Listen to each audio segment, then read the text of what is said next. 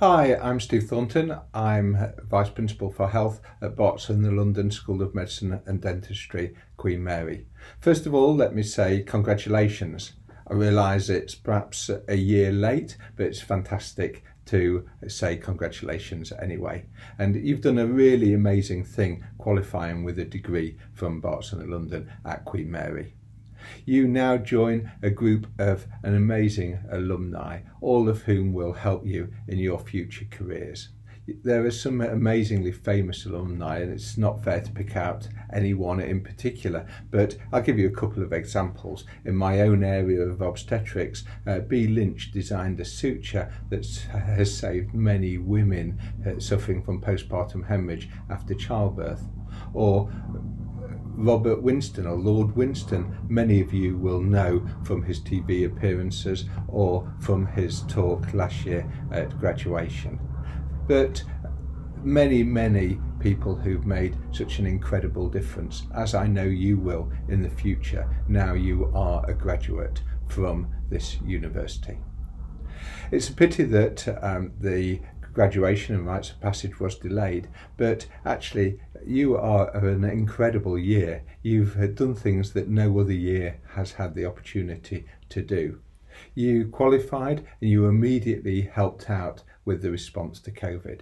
You've also had the opportunity to see how the NHS has responded to COVID.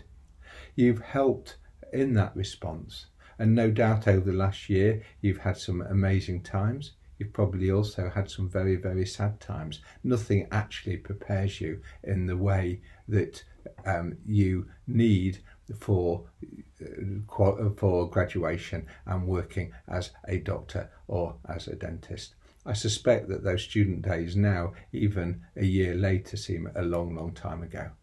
However, looking forward, you've got an amazing career ahead. Whatever you choose to do is truly amazing. For me, I enjoy my clinical practice as much now as I did almost 40 years ago when I qualified. I remember saying exactly that to you on day one, and it's still the same now as it was then. Whatever you choose to do, enjoy it. I would say work hard, play hard, and have a fantastic career. It's great that you've qualified. Enjoy Rites of Passage. Enjoy today. Enjoy this evening. Congratulations. Thank you.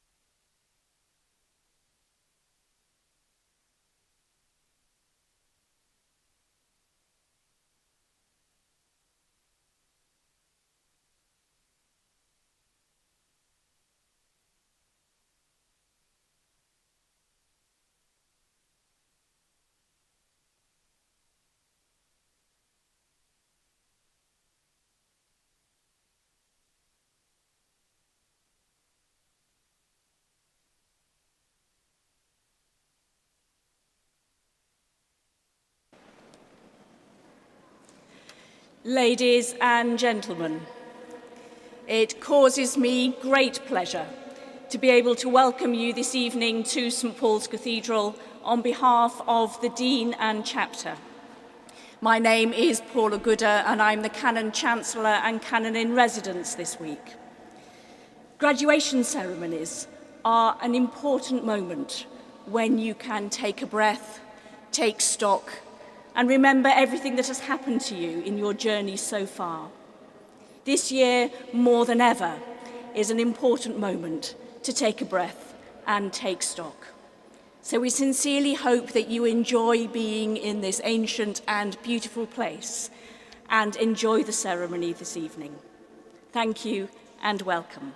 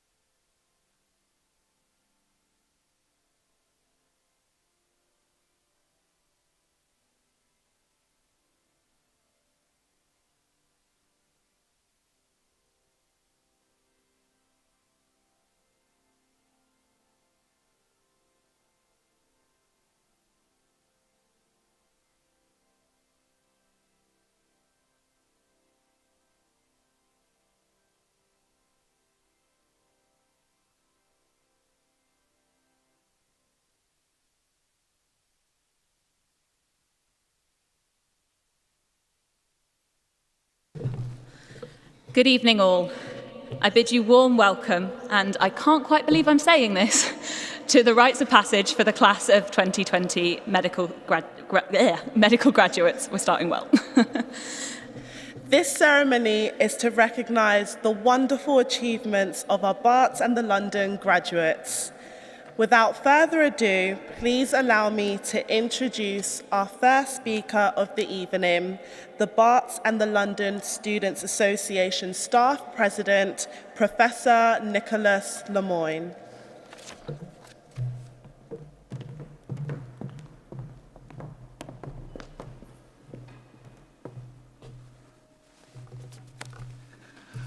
Welcome. It is a great pleasure to see you all here tonight to celebrate the occasion. This is Rites of Passage, a unique ceremony organised by the students for the students. It's an historic day for you as graduates of Barts and the London School of Medicine and Dentistry, one that you will never forget, especially in the middle of a pandemic in one of the world's most iconic buildings here in the heart of London. You have graduated from a medical school with an illustrious history. The original Royal London Hospital Medical School, founded in 1785, was the first to be granted a charter in this country and has had many famous graduates and staff. Among the names associated with our medical school is Elizabeth Garrett Anderson, who was born in a pawnbroker's shop in Whitechapel, studied with professors at the Royal London Medical College, and became the first female doctor to qualify in England. She went on to become the co-founder of the first hospital staffed by women, the first female dean of a British medical school, and the first female doctor of medicine to practice in France. Barts is perhaps even more historic. Prior Rahir, a monk who had at one time been a canon here at St. Paul's Cathedral, went on a pilgrimage to Rome. He was struck down with malaria and suffered a terrible fever. He had a vision of St. Bartholomew, and when he finally recovered, he decided to dedicate his life to the care of the poor and sick in the City of London. He founded Britain's oldest hospital in 1123, and Barts is unique in being on the same site for the last 900 years. Famous names associated with Barts and the London include William Harvey, who discovered the circulation of the blood through the heart and vessels, Archibald Garrett, who pioneered the field of inborn errors of metabolism, and more recently, Sir Mark Caulfield, who led the 100,000 Genomes Project. Barts and the London is not all about the past. Today it is very much focused on the present and the future. A very special part of the medical school is the Students' Association, which is perhaps the beating heart of our organisation. It is incredibly vibrant, and as well as being there to look after the interests of all the students, it also leads activities that really enrich the experience of everyone here. It supports 60 societies and sports clubs and has activities ranging from the Teddy Bear Hospital, where our students work with the children of Tower Hamlets to eliminate their fear of doctors and dentists, through to the Streets Doctors charity dedicated to teaching life-saving first aid skills to young people at risk of youth violence in East London. The association has been ably led this year by the president, Matt Robotham, supported by Andreas Hadjidimitrou, Vice President for Barts, Tharabi Thamapassi, Vice President for the London, and Milton Justin Sukkararan, the Dental President. As the staff president, I would like to offer my heartfelt thanks to them for all the work that they and their colleagues have put into the organisation, not only for the Rites of Passage tonight, but also all the other activities over the very challenging last year. As a graduate of this medical school myself, I know what it feels like to wear that gown and be presented with the degree certificate and prepare to set out from Barts and the London on the journey to your chosen professional career. As the father of university graduates, I can sympathise with parents who've made enormous sacrifices to support the graduates through the last 5, 6, or even 7 years of study. It has been a long and demanding time, but this evening is when we, the students and staff of this fantastic medical and dental school, say thank you. Thank you very much. Enjoy the evening.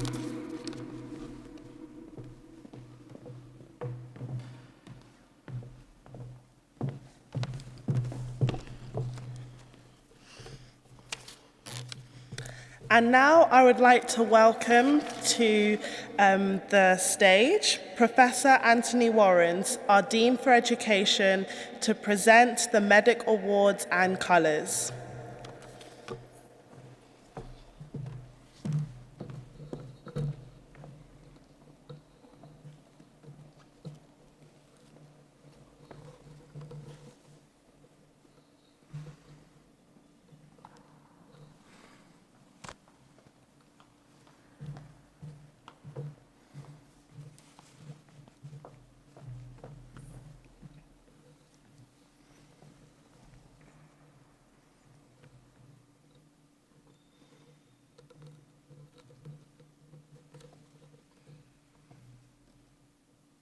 For all sorts of reasons, this evening is unusual, and is unusual compared with previous rites of passage.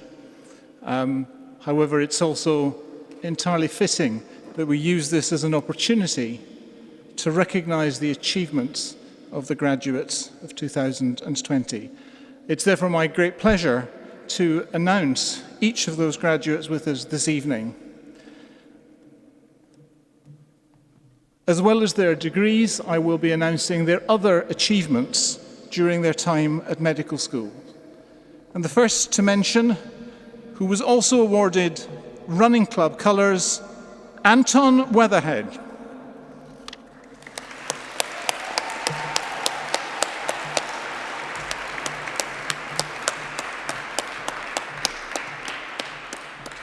With merit in Year 4, Emily Wass.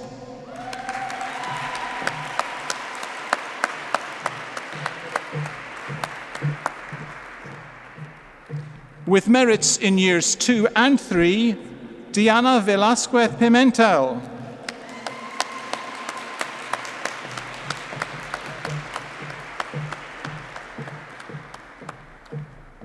With Karam Club Blues and distinction in Year 5, Abhilash Vasan.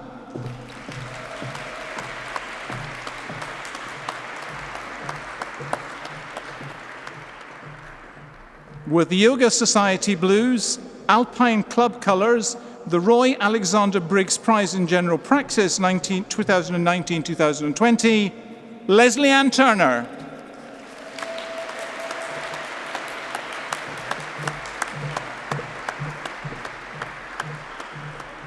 With Boat Club Blues, the Best Project in Sports and Exercise Medicine 2017-2018, and merit in Year 5, Amaury Trockles.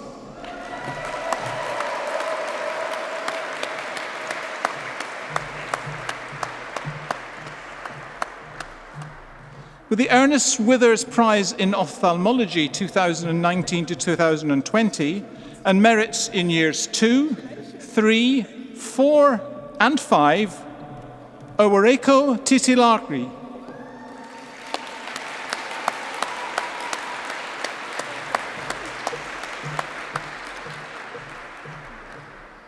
With merit in preclinical sciences and merits in Years 3 and 4, Yanis Theoropoulos.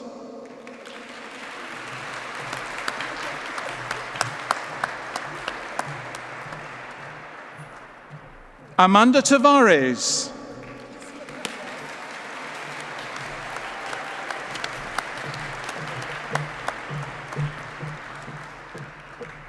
With association colours, the BLSA Education Award and merit in Year 1, Umarmar Tuvalar.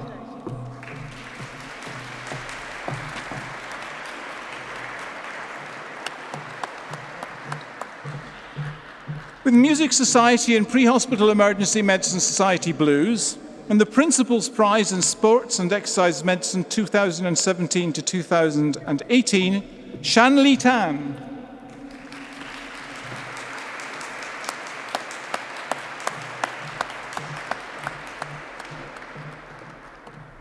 Anna Nida Tahir.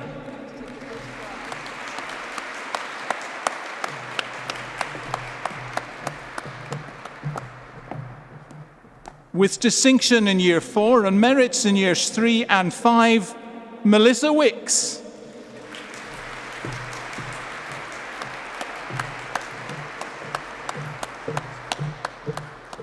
With the Andrew Elliott Prize 2018-2019 and distinction in Year 5, Samuel Wygans.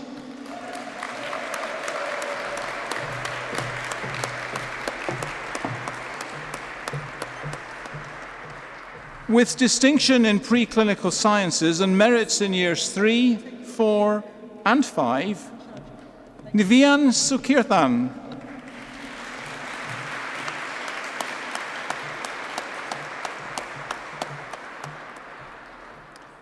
With the Medical Education Support Society Blues and Men's Hockey Club colours, James Stevens.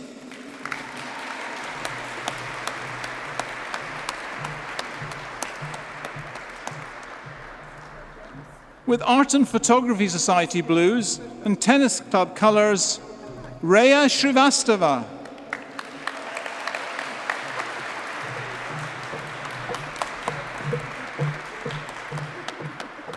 With Women's Hockey Club blues and Street Doctors colours, Gabriella Knight.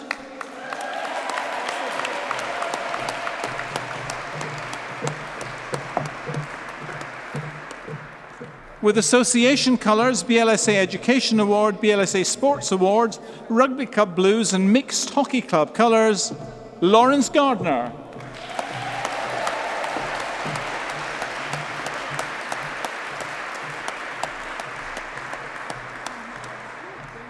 With Islamic Society and Teddy Bear Hospital blues and Distinction in Year 1 and Merit in Year 2, Zakaria Mohammed Rezwan Rob.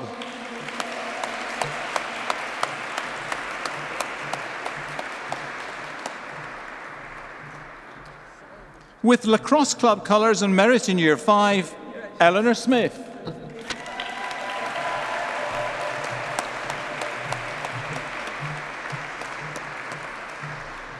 With Association colours, Men's Hockey Club colours, Matthew Sibley.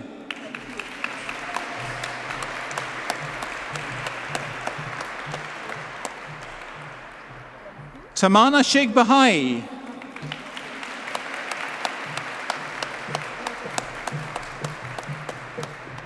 With Men's Hockey Club blues, Azum Sheikh.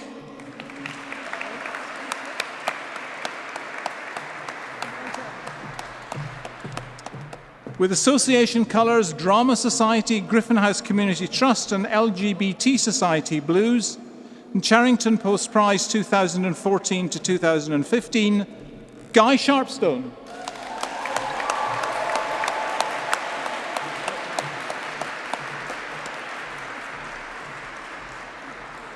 With Distinction in Year 4, Abdul Shamez.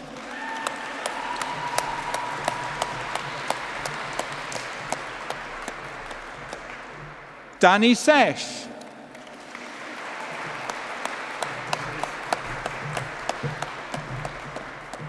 With Tennis Club colours, Edward Saxton.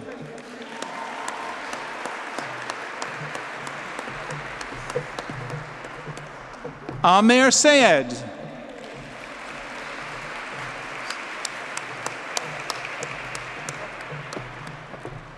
The College Prize MBBS Part 2, 2015-2016. The Intercalated Degree End of Year Award BMed Sci 2017-18. The Tariq El Tawal Memorial Prize 2017-2018. Distinction in Preclinical Sciences and Merit in Year 4, Amir Saeed.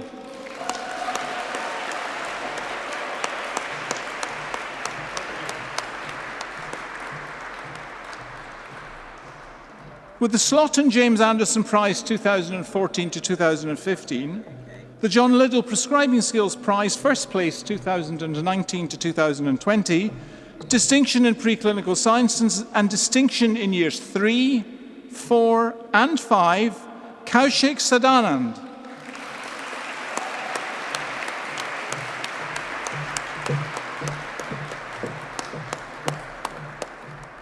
With Boat Club colours, the Charrington Poster Prize 2014 to 2015, Merit in Preclinical Sciences and Merit in Year 4, Christopher Roberts.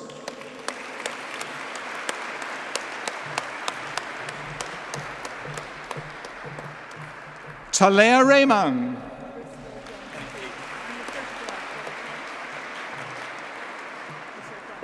The Netmall Club and Students for Global Health colours, Intercalated Degree End of Year Award in Experimental Pathology 2017 to 2018, Turnbull and Walsham Prize 2017 to 2018, the College Prize MBBS Part 4 2018 to 2019, Distinction in Preclinical Sciences, and I guess many more because it says distinctions in Y, Fatima Rashid.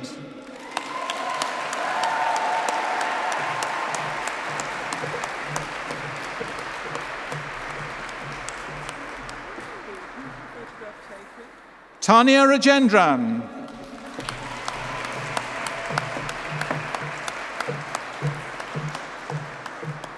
With merit in preclinical sciences, Calvin Poon.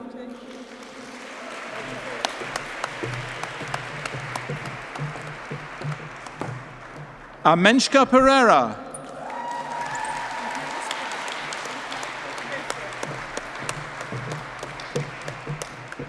Shlok Patel.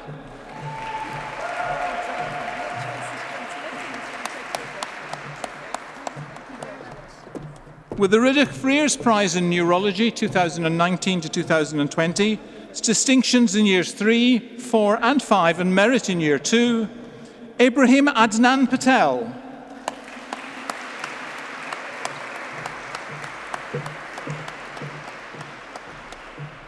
With Class Society Blues, Dylan Patel.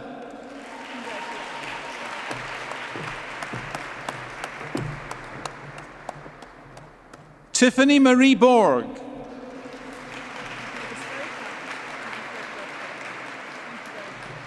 Larissa Boyd.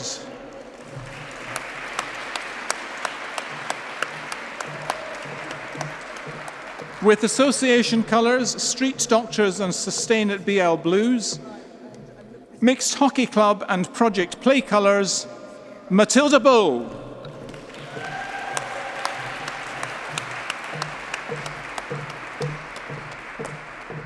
With GP Society Colours and Distinction in years 1, 3 and 5, Ashwin Bandari.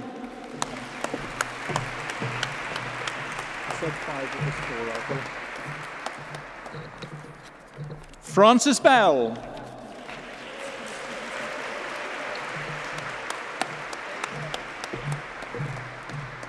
With Men's Football Club Blues, the Kathleen Penn Prize in Cancer 2018 to 2019, with merit in preclinical sciences and merits in years 3 and 4, Joe Berry.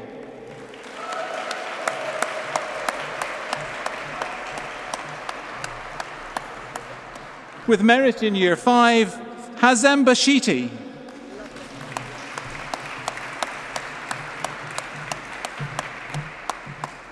With QM Music Society Blues and Netball Club Colours, Claire Bartholomew.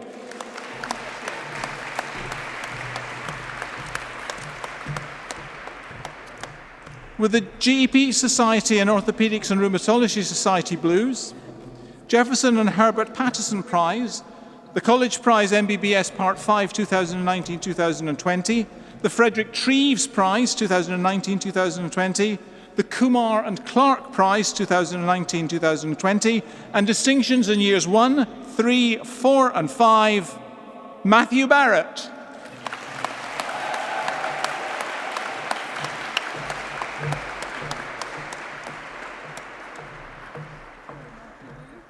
With Obstetrics and Gynecology Society and Street Doctors Blues, Netball Club Colours and Merit in Year 1, Rihanna Bart Koranteng.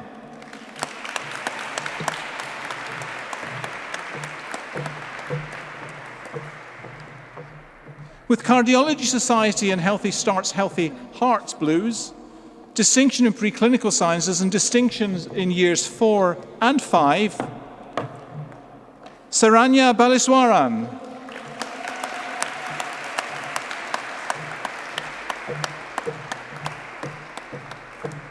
With merits in years 3, 4 and 5, Reshma Yasmin Azim.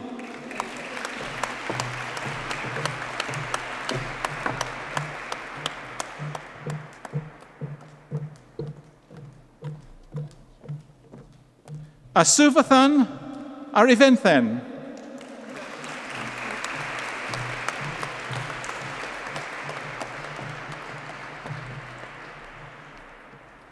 With Sex Education Blues and African and Caribbean Society Colours, Umuwume Ashaju.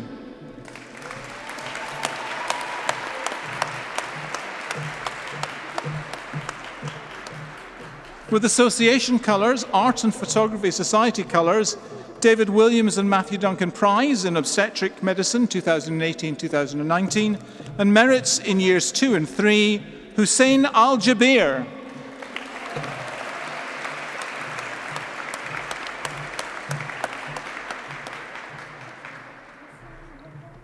Hassanein Al-Janabi.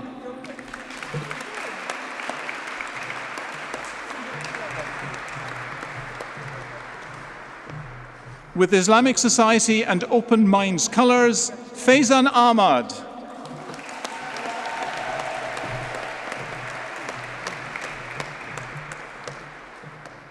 Nimra Akram.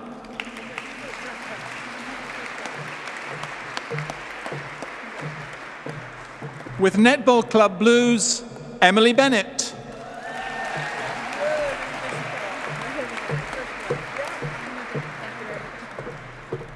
With Netball Club Blues, College Prize MBBS Part 2, 2016-2017, Heath and Skinner Prize, 2018-19, Distinction in Preclinical Sciences and Distinction Years 3 and 5, and Merit in Year 4, Julia Stitchbury.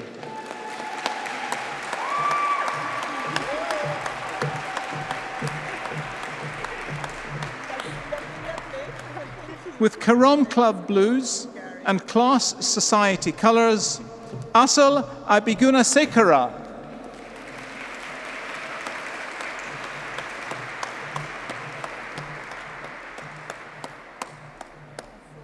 With merits in Years 3 and 4, Samira Abdel Khalek.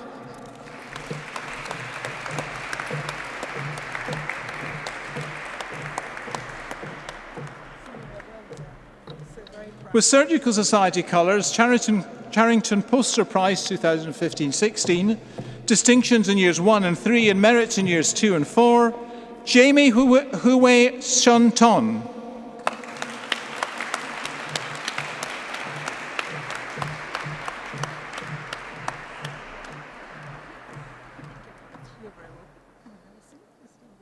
With Distinction in Years 1 and 5 and Merits in Years 2 and 3, Sarah Ada Binti Mohammed Mustaq.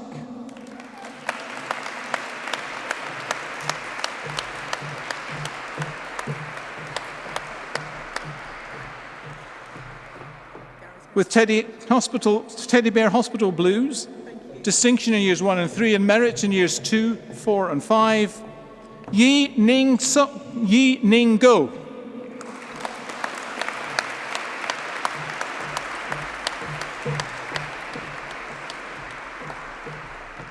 With Badminton Club and Ultimate Frisbee Blues, Distinction in Years 1 and Merits in Years 2 and 3, Avram Chua.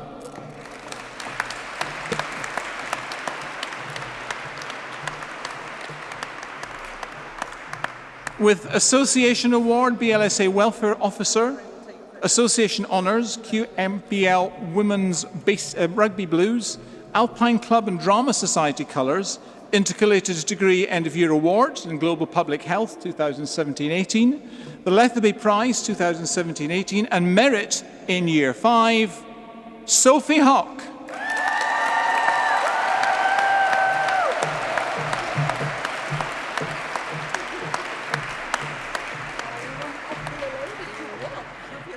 With Merit in Year 5, Shireen Gohari.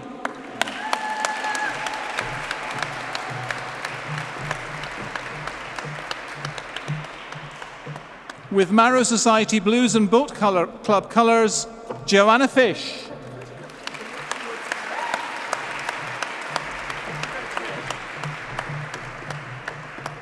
With Men's Football Club Blues, Charlie Ryan.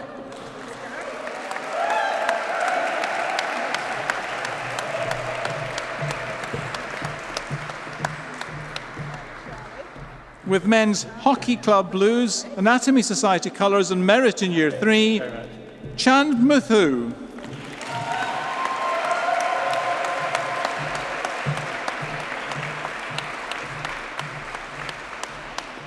With Rugby Cup Colours and Merit in Years 3 and 4, Rory Hammond.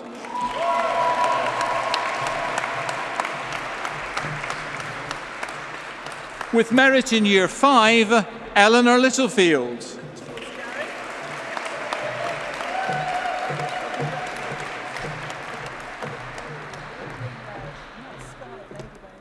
With distinctions in Years 3 and 4 and Merit in Years 3 and 5 and Merit in Year 4, Agna Ueshaite.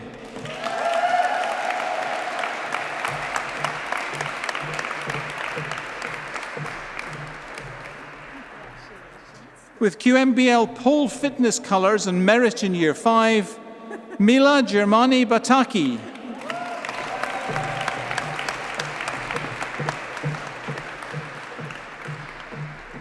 With distinction in Year 5, Sophie Thornton.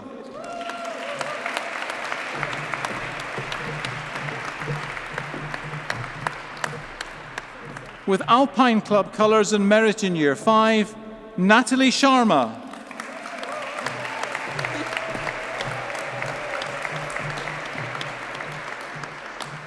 With Open Minds Blues, Yumna Nayab.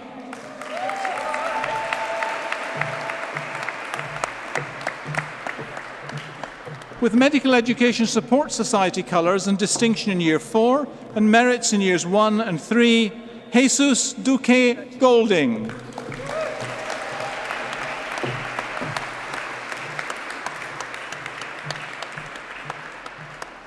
With Squash Club colours and merit in Year 4, Charles Eddy.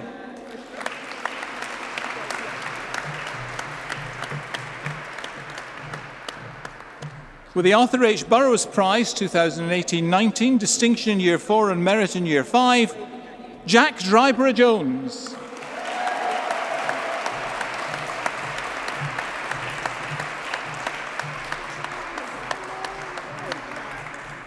Vishal Dovedi.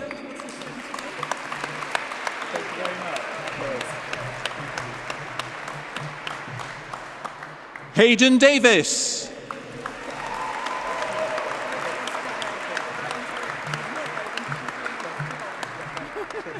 With distinction in Years 2, 3, 4 and 5, Victoria de Braal.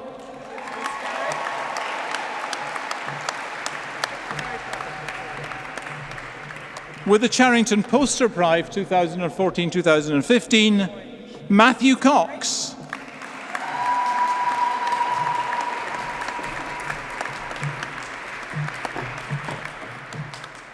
With the BLSA Education Award and Merit in Year 5, Hamish Clark. That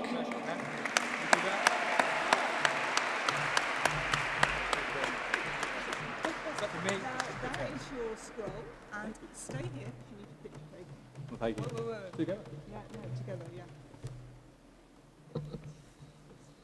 Thank you. Thank you. Cheerio.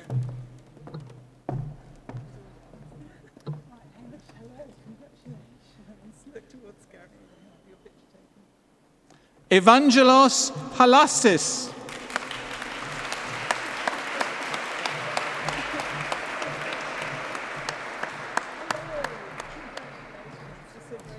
With Surgical Society Blues and Tennis Club colours, An Yan Ting Chua.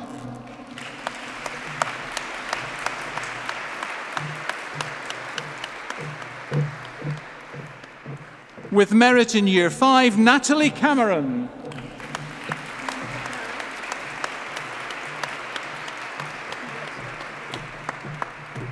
With merit in Year 1, Summerine Butt.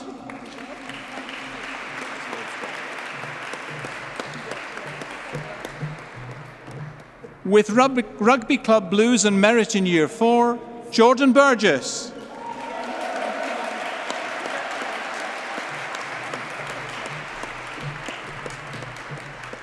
With Alpine Club and Drama Society Blues, the Sutton Prize 2017-18, the Tam Ross Prize 2019-20, distinction in Year 5 and merit in Year 3, Gemma Burge.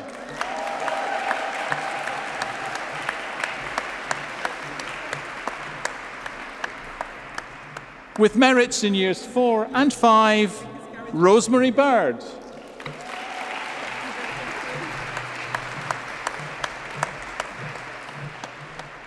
With Women's Hockey Club Blues, distinctions in Years 2, 4 and 5 and merit in Year 3, Eleanor Brooks.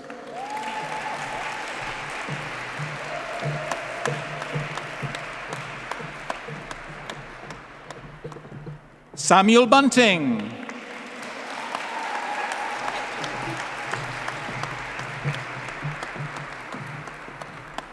Jack Broadbent.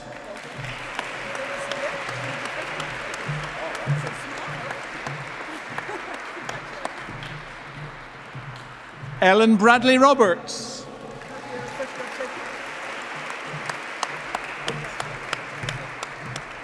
With the BLSA Sports Awards and the Women's Hockey Club Blues, Helen Winstanley.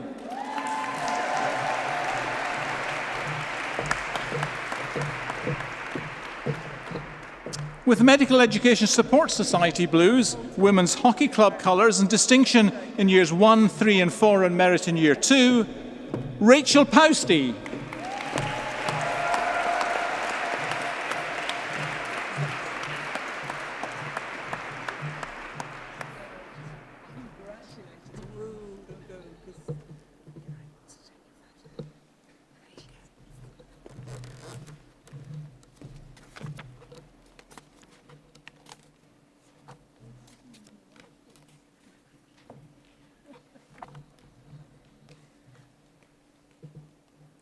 With distinction in year 3 and merit in year 4, Hila Lee.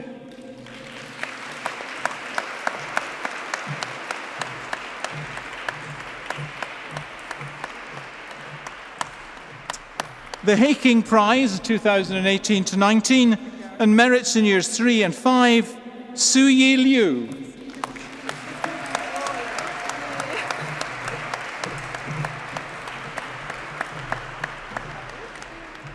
With the J. Ayub Prize in Ophthalmology 2018-19, Catherine O'Brien.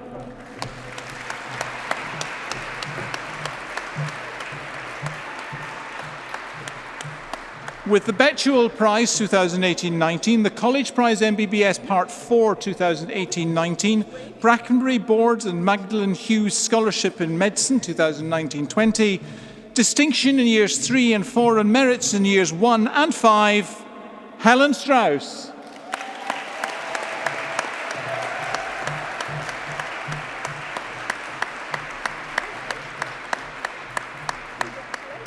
With Tamil Society Blues, Shruti Suresun. Okay,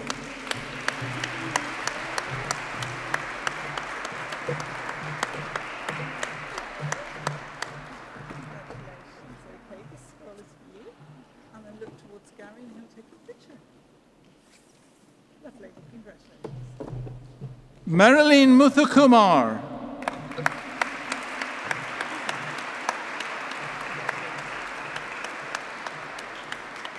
Connell McMenamin.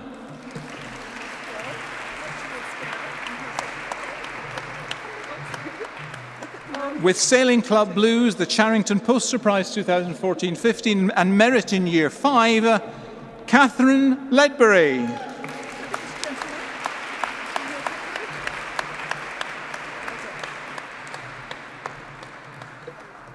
With Tennis Club Blues, merits in years 3, 4 and 5, Maria Kyriakis.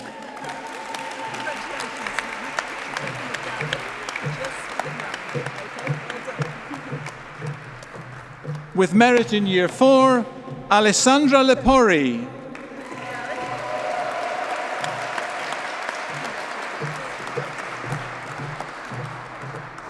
With QMBL Table Tennis Blues, distinction in years 3 and 4, merit in preclinical sciences and merit in year 4, Edward Lau.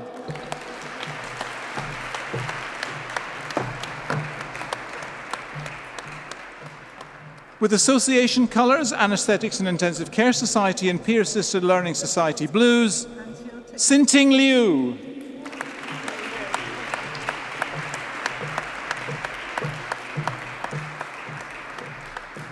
With Association Colours, Dermatology Society and Tennis Club Blues, and distinction in year 3 and merit in year 5, Penelope Stavru.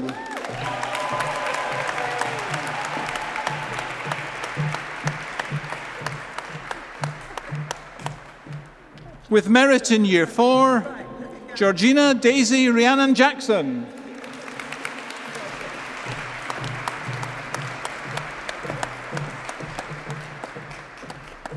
Marlene Panchal.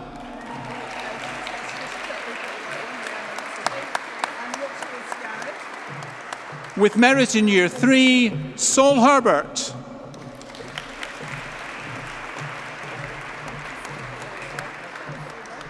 done to you. So this is Gary, and he's going to take your picture. Lovely. With Music Society Blues, Medical Education Support Society colours, Sydney Scott and Henry Silverman Prize in ENT 2018-19, and Distinction in Preclinical Sciences, Z. Lun Ernest Wong.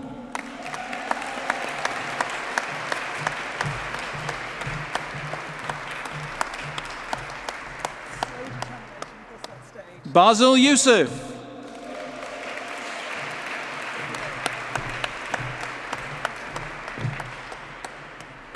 With Intercalated Degree End of Year Awards BMed Sci 2017-18, the Treasurer's Prize 2017-18 and Merit in Year 5, Tatiana Garofalidou.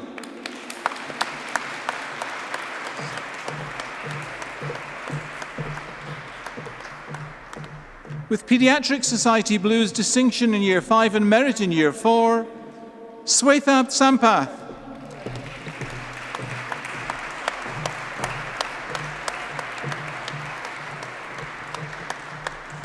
With Distinction in Preclinical Sciences and Distinctions in Years 3 and 4, Jonathan Mack.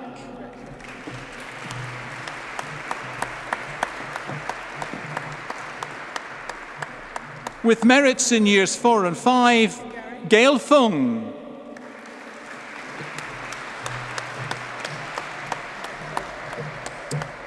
With Running Club Colours, Distinction in Years 2, 3 and 4 and Merit in Year 1, Jane Powell.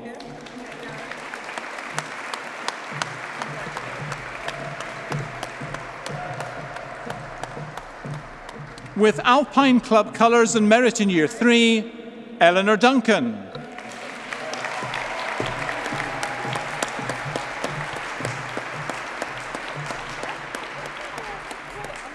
With Alpine Club Colours and Merits in Years 1 and 4, Amina Doe.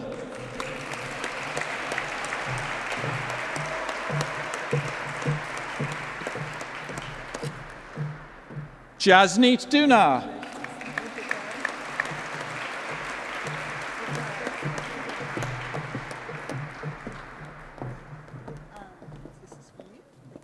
With a Buxton Prize and Distinction in Preclinical Sciences, Eduardo de Arede Semoes Ea.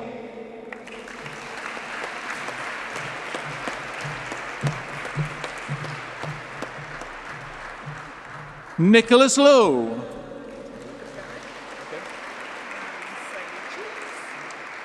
With Tennis Club Blues and Merit in Year 1s, Neil Linus.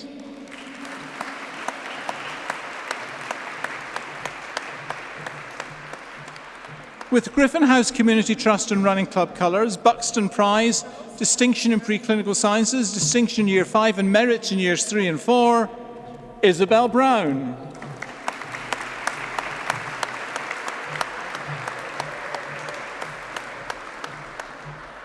With Merit in Year 5, Aaron Jones.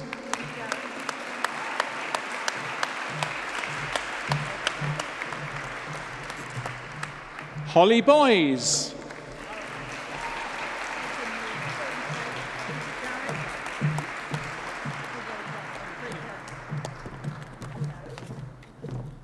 Taranya Pahirathan.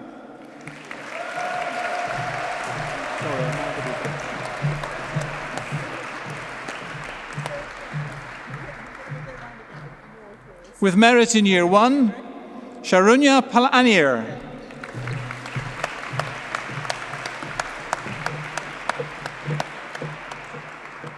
With African and Caribbean Society Colours, Rachel Osei.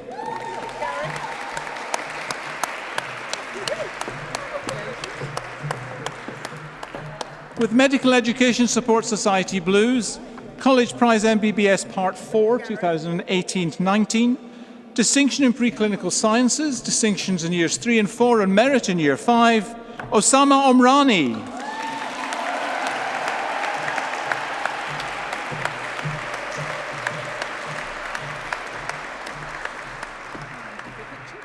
Joshua O'Hara.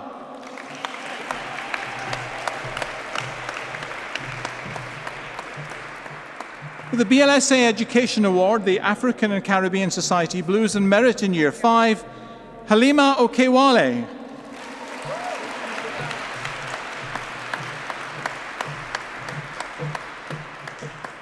With Lacrosse Club Blues and Charrington Poster Prize 2015-16, Catherine Nunn.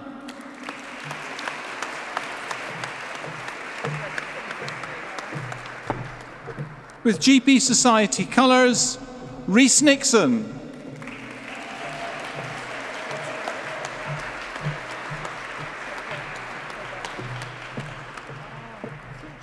With distinction in Year 1 and merits in Years 2 and 3, Angeliki Iekovu.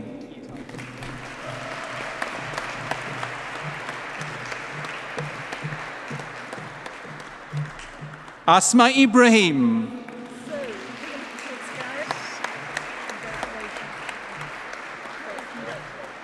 With Tennis Club Colours, Annie Singing Huang.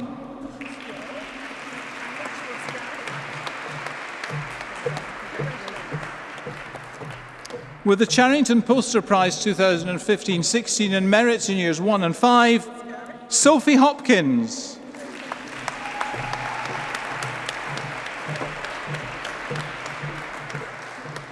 With Yoga Society Blues, Holly Harrison.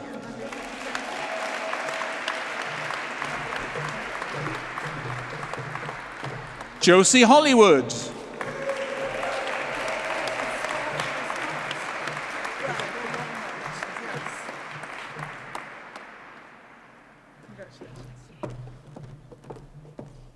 Tek Chua Haan Liang.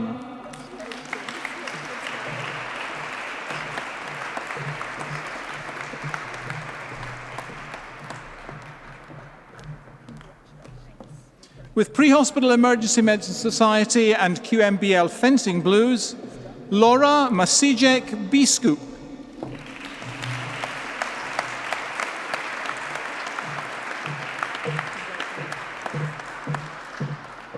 With Islamic Society Colours and Merit in Year 1, Wais Habib.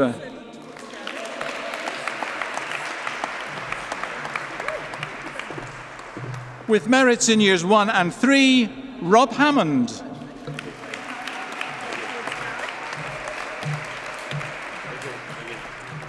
With GP Society Blues, Merit in Year 1 and Distinction in Years 3, 4 and 5, Andrew Reid.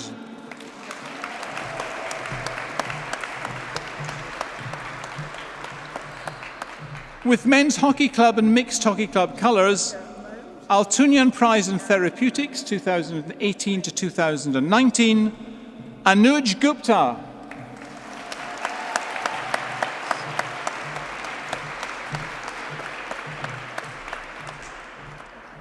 With Men's Football Club Blues, Sailish Gunasekaran.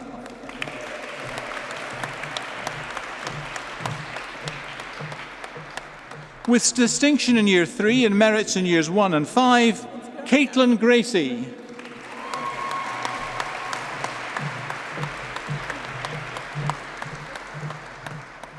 Jerry Guan.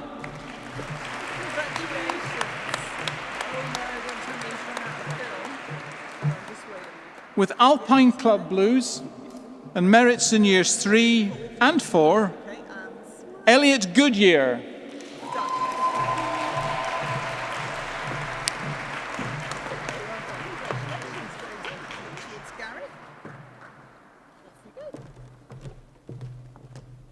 With distinction in preclinical sciences and merit in Year 3, Jo Han Keith Go.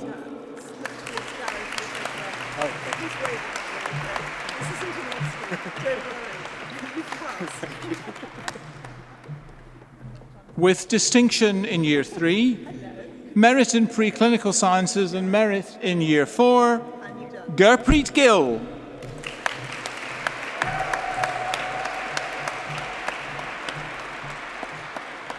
With Language and Culture Society Blues, Abrajit Giri.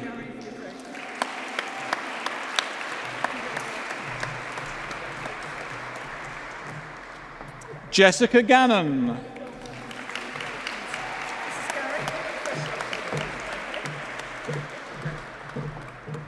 With merit in Year 2, Eleni Frisira.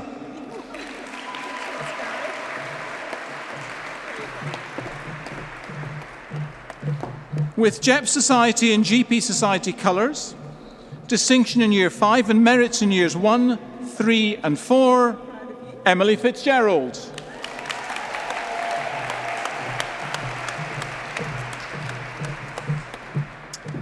With distinction in preclinical sciences and distinction in Years 3 and 4, Haulam Clara Fong.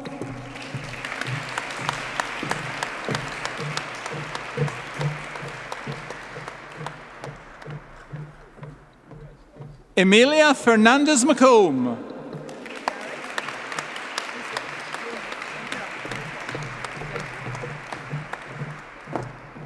With Class Society Blues, Music Society Colours and Merit in Year 1, Zia Farouk.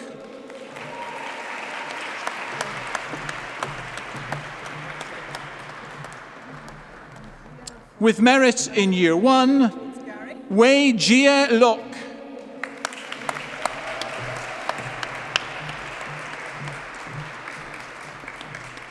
With the Charrington Poster Prize 2015-16, Claire Wei Jin Lo.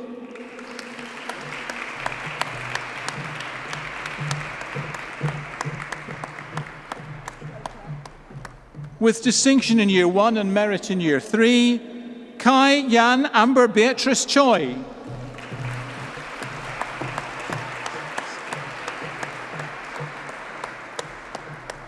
With Netball Club Blues and merits in Years 3 and 4, Gauri Saxena.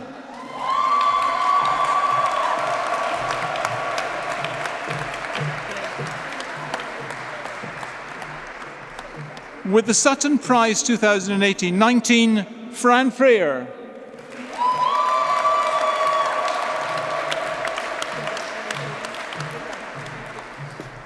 With Association Colours, the Strauss Prize in Psychological Medicine 2019-20, the Weitzman Prize in Cardiology 2019-20, Distinction in Preclinical Sciences and Distinction in Year 3, Mohsin Butt.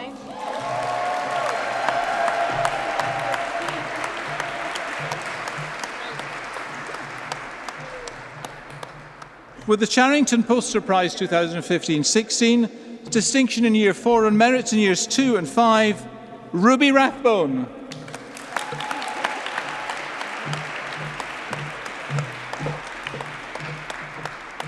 With merit in preclinical sciences and merit in Year 5, Ryan Carey.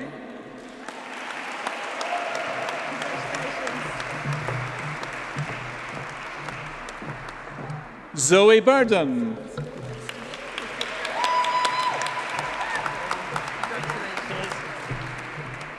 With merit in Year 3, Charlotte Whittier.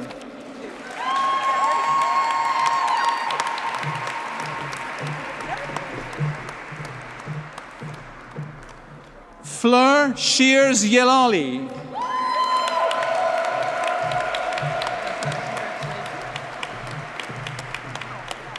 With the Sutton Prize 2018-19 and merits in Years 2 and 4, Sophie Bashall.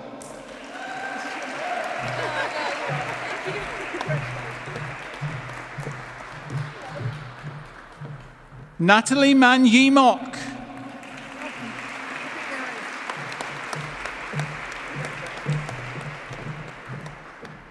With distinction in Years 4 and 5, Florence Nehru.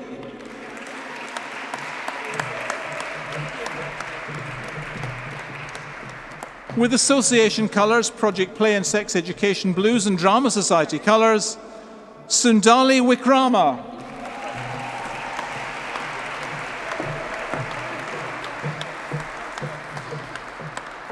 With Swash Club Blues, distinction in Year 5 and merit in Year 2, Richard John Francis Metters.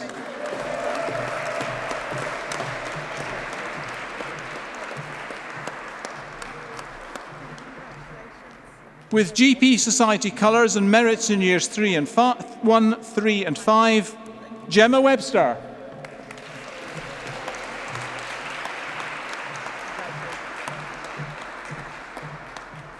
Ashley Merritt.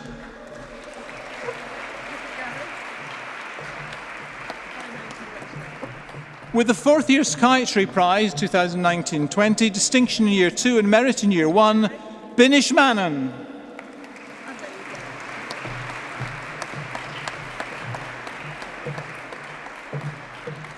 With Project Play Blues, Akash Mehta.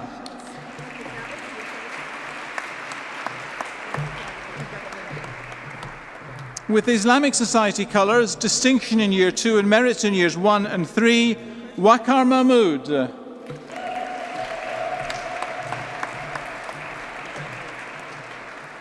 With Music Society Colours, Amy Hampson.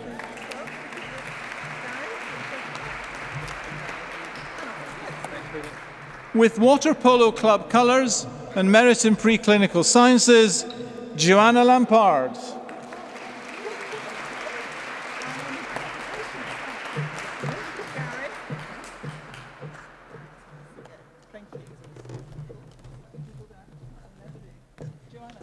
Pui Ying Liui.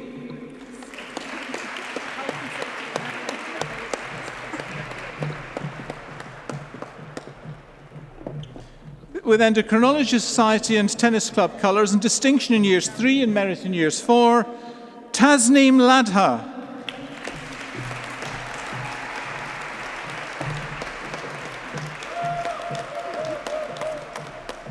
With Association Colours, Dance Society and Students for Kids International Project Blues and Distinction in Year 5, Veda Kudva.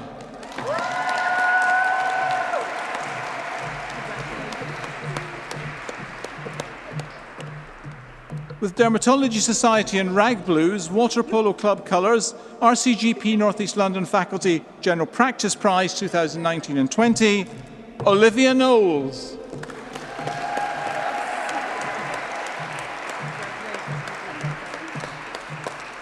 With Distinction in Year 5 and Merits in Years 1 and 4, Bethany Kramer Yateman.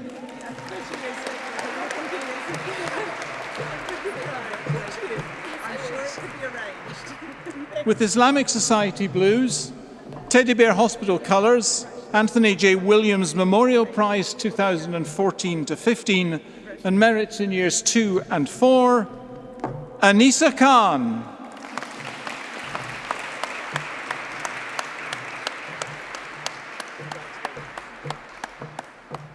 With Yoga Society Colours and Merit in Year 1, Vanessa Keeley.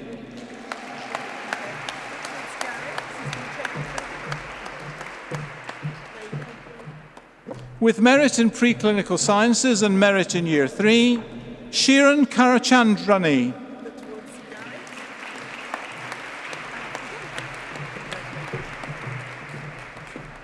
With Water Polo Club Blues, Sophia Kanwa.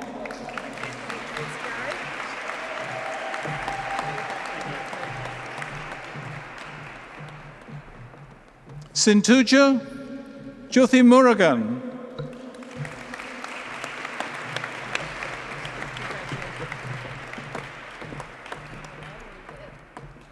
Julia Jesutharthan.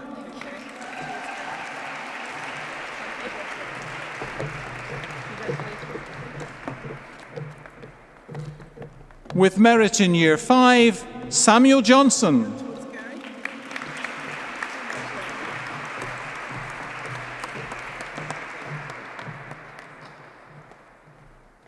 With Water Polo Club Blues, Renos Marios Geropoulos.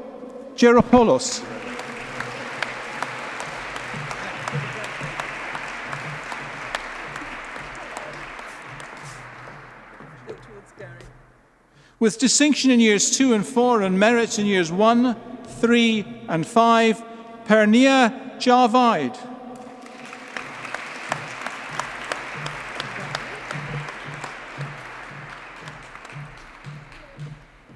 Anita Iyer.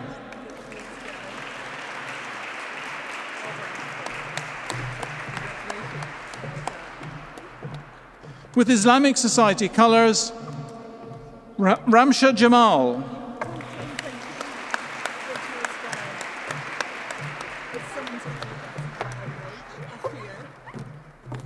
With Street Doctors Blues, distinction in years 2, 3, 4 and 5 and merit in year 1, Sara Yashionovska.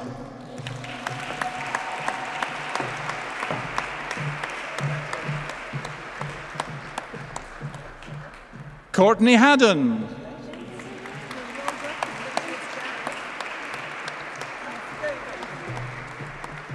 With the Brackenbury and Waring Scholarship in Surgery Prize 2018-19, the Brackenbury and Waring Scholarship in Surgery Prize 2019-20, Elliot Ismail.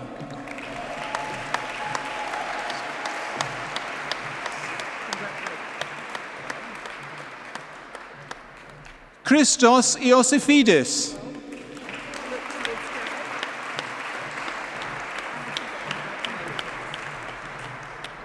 With distinction in preclinical science and distinctions in years 3, 4 and 5, Shannon Ingram Walpole.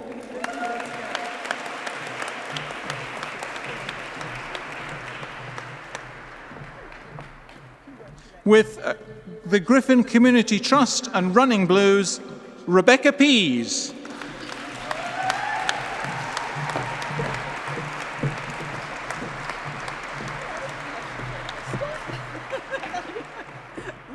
And that concludes the graduating class of the MBBS in 2020 from Barts in the London School of Medicine and Dentistry at Queen Mary University of London.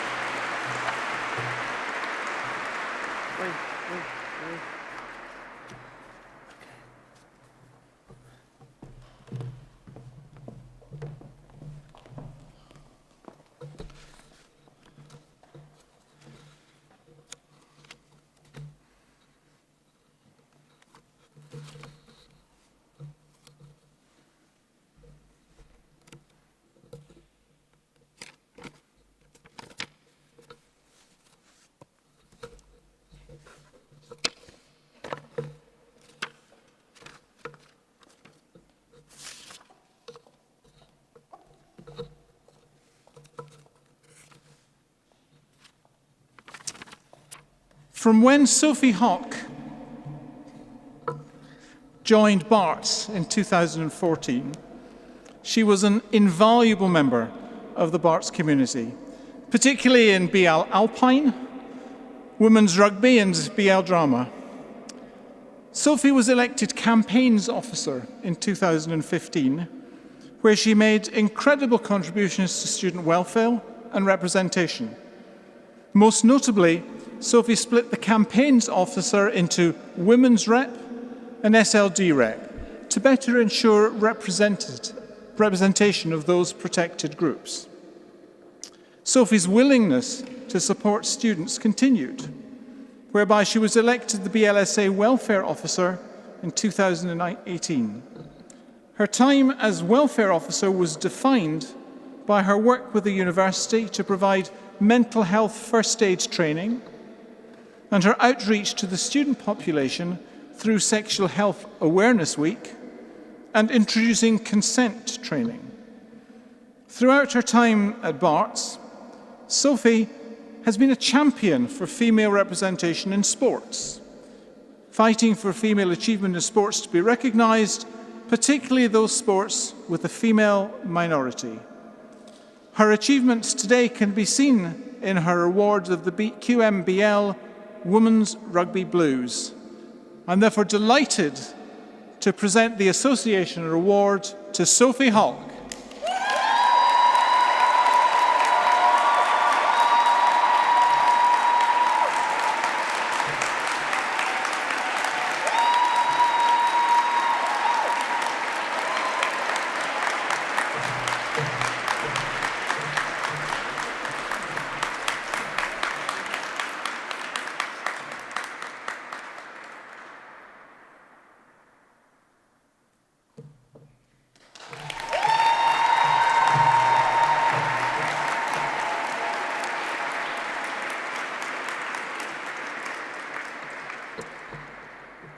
We would also like to acknowledge the contribution of Rakeen Chowdhury, who was also awarded the Association Award, but sadly can't be here this evening. Rakeen was the 23rd president of Barts and the London Students' Association and was probably best known for his passion for history and heritage. He established Barts and the London Day to celebrate 125 years of the respective founding student association. The successful foundations that Rakeen laid down has led to the expansion to Barts and the London Week, an annual occurrence with community events, students and staff celebrations, and plenty of education about our history. As BLSA alumni officer in his final year, he organised a BL Week event with alumni and with a Nobel laureate professor, Sir Peter Ratcliffe. His ability to network is something that will remain legendary.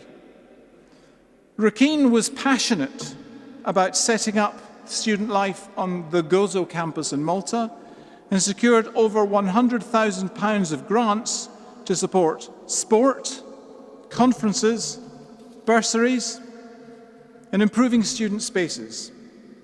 He was a founding member of the award-winning Anti-Racism Steering Committee and an active course representative.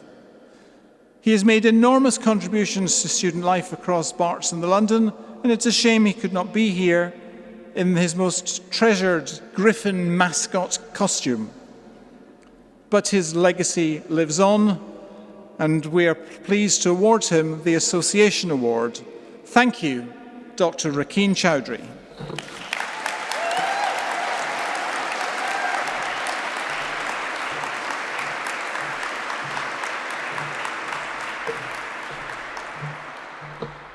Congratulations to all of you for your incredible achievements. I would now like to welcome two of you to the stage for the student address. Please welcome Dr. Lawrence Gardner and Dr. Zakaria Robb.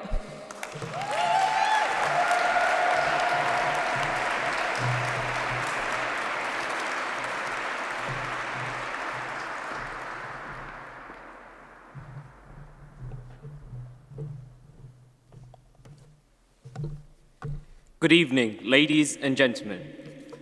It is a pleasure to see you all together again. We're honored to have been invited to say a few words here today, and we'd like to start out with a massive thank you. A thank you to everyone involved in organizing the event tonight, and in particular to Megan, Julia, and Grace.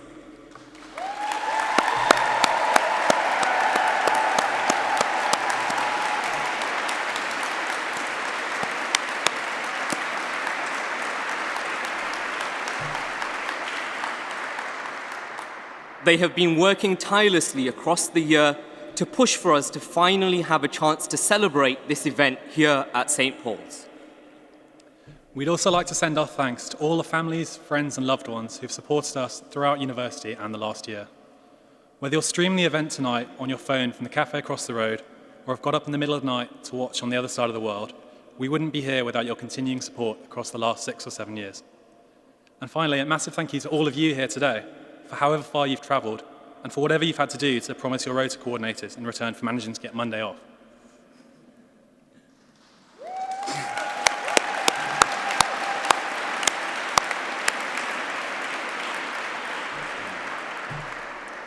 Rites of Passage commemorates a change of chapter in our journeys. But before we look forward, let us take a moment to see where our journey started here at Barts and the London. It feels appropriate to be discussing our history in such a historic building.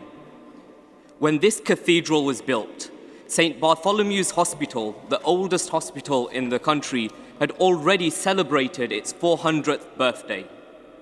Later that century, in 1785, the London Hospital Medical College opened its doors as the first purpose-built medical school in the UK. Truly are we standing on the shoulders of giants. Our journey here began all those years ago, excitedly entering the Perrin Lecture Theatre, still not quite believing that the interview panel had decided we were fit to be doctors. Those smiles were quickly wiped off our faces in that first lecture, as threats of long hours and warnings about the quarter of us who'd gone to fail the year were sternly delivered by Professor Molyneux at the front of the theatre. Thankfully, that whole lecture turned out to be a prank. We soon went on to meet the wonderful teaching team, many of whom are sitting here today, who have been shepherding us throughout the next 4, 5, and 6 years of our time at university. But it wasn't all lectures, placements, or even clinical skills. However you chose to contribute to student life here, be it a society, volunteering group, or sports club, every single one of you will have encountered and found a way to make our life on our time here at Barts in London truly memorable. A humble-sized cohort, but one that collectively across all of the years makes 70 societies, 10 volunteering groups, and 21 sports clubs happen here at Barts alone. That long-missed buzz in the Griffin on a Wednesday, cake stalls outside the Garrod, or sports matches at that Fortress Chislehurst, this is what shaped many of our experiences. And we've heard how so many of you here not only got involved, but left a lasting change with the recognition of colours and blues today. With all the opportunities available to us, many of you stood up, raised your voices, and worked to improve things.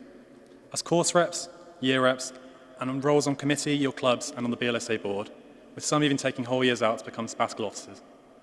All actions that have shaped our experiences even further. Ultimately, we found ourselves as individuals from all walks of life and from all around the world. But over the years, we've grown to know each other, learn from each other, and become a Barts family. As we approached our final exams, the world around us was changing in a way that we could have never expected. And amidst the question banks, textbooks that we'd probably never opened, and cramming in that last-minute practice, the question of whether we would sit our exams loomed in the balance. There were rumours of Dr. Patel sending out an email confirming exams were cancelled, and it became an everyday occurrence. But the exams went ahead as London locked down around us, and we got through them. By then, COVID-19 had changed the world around us. The number of cases began to soar, and for many of us, family and friends have been affected. As news organisations swarmed to cover the worsening pandemic, the blue glass building of the Royal London became the backdrop for the national COVID-19 pandemic. It was here that you, the students in the Barts in London, chose to stand up and help. A light was being shone here.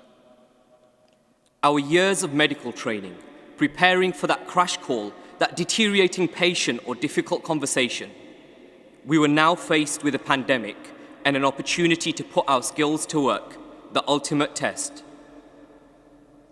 You all stood up valiantly within your capacity and circumstance. Many of our students joined the workforce immediately with any support role to help the ever-developing situation. Others joining as interim doctors or preparing ourselves mentally to start work in August. Over this last year, most of you will likely have had experiences while working that would never have been expected of first-year doctors before. We've had to take impossible phone calls with families not allowed to visit their loved ones, and to navigate starting a new job at a time when pressure on the health service has never been greater. The last year has been challenging for all of us in so many ways.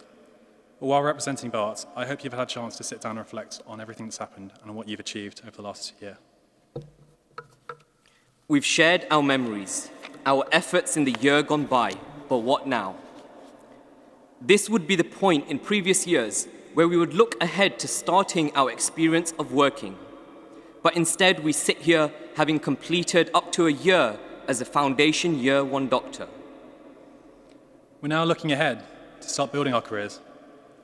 We've had our historic moments, our roots firmly set in Barts spirit. We've been part of COVID history being written, with the public eye focusing on us. And now it's time for us to make history, to grow into clinicians, academics, leaders and pioneers, delivering change and impact while uplifting those around us too. We now get to decide what is written, with every interaction and every day, making a difference. So thank you, class of 2020, for listening to us today. We wish you all the best in everything you attempt and hope to catch up with you soon and as the years go by. We'll leave you with the words boldly engraved above the entrance to the Barts Library. Whatsoever thy hand findeth to do, do with thy might. Thank you.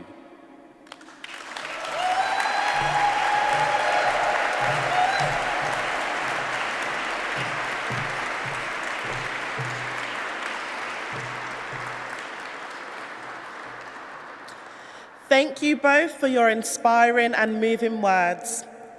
I would now like to invite Dr. Will Spiring, Head of Final Year, to lead the recitation of the Declaration of Geneva.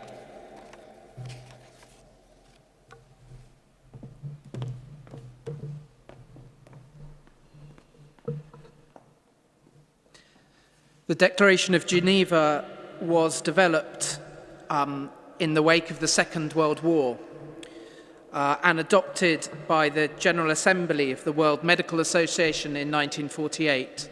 Often known as the Physician's Oath, in its modern form, it still represents and sets the standards for medical and dental ethical principles. It seems particularly apt to remember our patients in this year that we have been through. And I'd like to invite all our graduates, our colleagues, to stand as we recite the oath together. In this rather echoey building, I will go slowly, and if you would repeat the line after me. I solemnly pledge to dedicate my life to the service of humanity,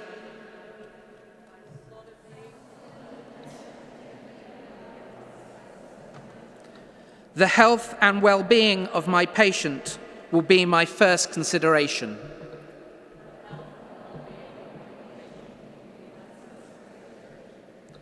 I will respect the autonomy and dignity of my patient.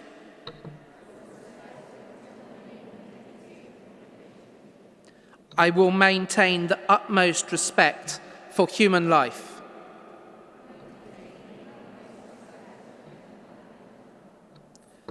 I will not permit considerations of age, disease, or disability,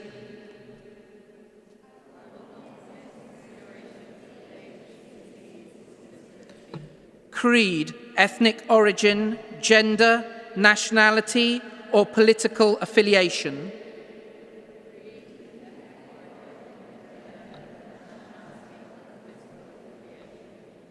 race, sexual orientation, social standing, or any other factor to intervene between my duty and my patient.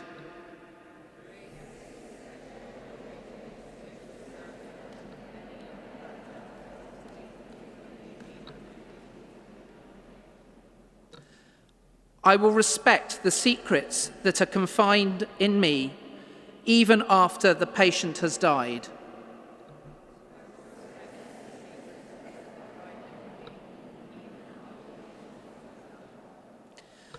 I will practice my profession with conscience and dignity and in accordance with good medical practice.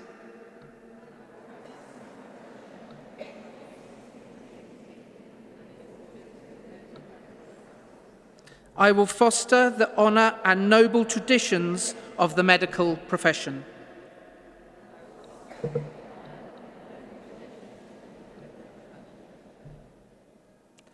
I will give to my teachers, colleagues, and students the respect and gratitude that is their due.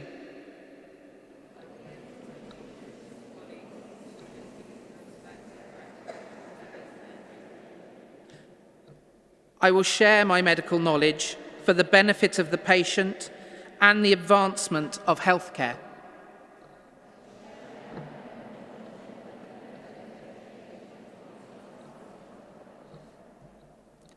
I will attend to my own health, well-being, and abilities in order to provide care of the highest standard.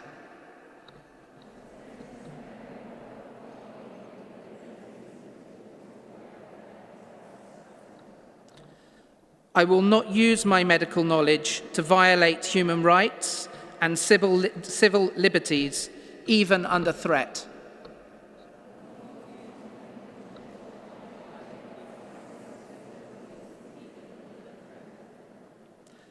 I make these promises solemnly, freely, and upon my honour.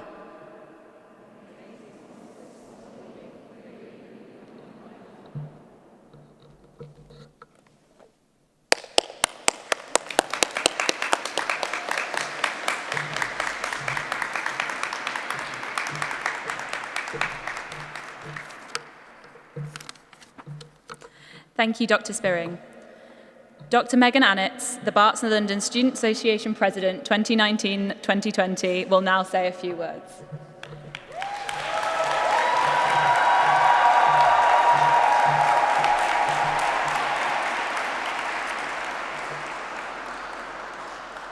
Hello, class of 2020, and good evening to those on the live stream. Where do I even begin? I must admit, in efforts to say something decent, I turned to the folder with the previous president's speeches. Needless to say, none were suitable enough to plagiarize. You are truly a class of your own. Your final year of medical school and transition into clinical practice was one that did not resemble any that have come before. Naturally, I must begin by addressing the elephant in the room, the end of your degree. What a bleak way to finish.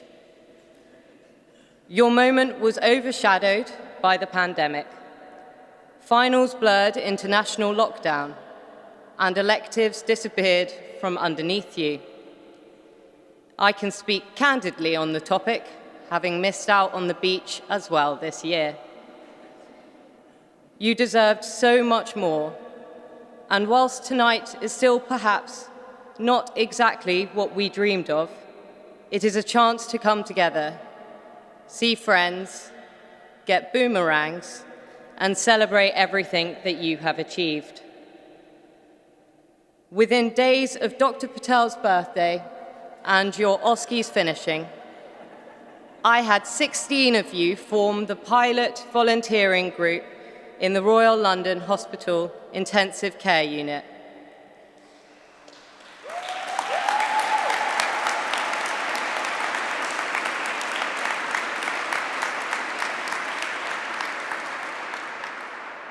A move which led Barts and the London Students Association to recruit over 300 students to support the NHS during the first wave.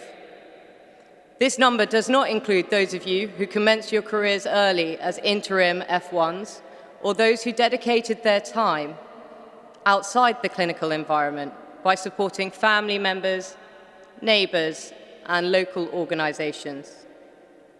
It is truly remarkable to witness what you have all achieved. You will have had victories over the last year, but also times that felt like defeat.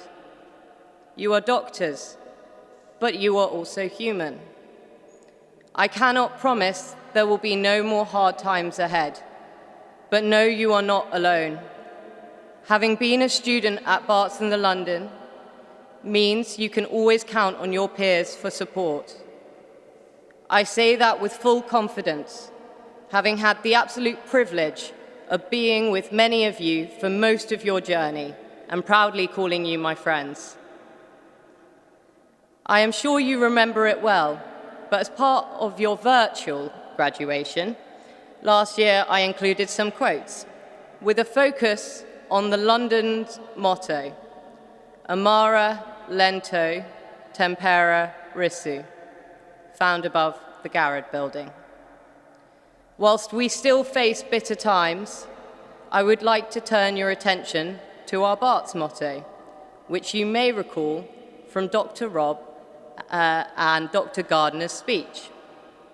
Whatsoever thy hand findeth to do, do it with thy might. It is almost fate that you came to study at our beautiful institution with bookend mottos that encapsulate the past 18 months quite so well. I now ask you to cast your minds back to pre-pandemic, as that really is the majority of your time as a student, and I would like to give it some light of day. Your contribution to our community through Barts and the London Students Association, Queen Mary Student Union, and other local bodies has helped to create genuine change for those around you. To our course reps who have paved way to a curriculum reform, SAMDA for supporting school children on their journey through healthcare, ISOC for their monumental charity fundraisers, and sports clubs for forever supporting our Griffin. I can only hope that the future generation of Barts and the London students carry the black and white flag the way you did. Your accomplishments are a credit to your passion, your motivation, and of course, the support of your loved ones, some of whom will be watching online, others further afield. And for those who are no longer with us, I hope you feel their warmth and pride. I would like to take this opportunity for you to stay exactly in your spot, but rise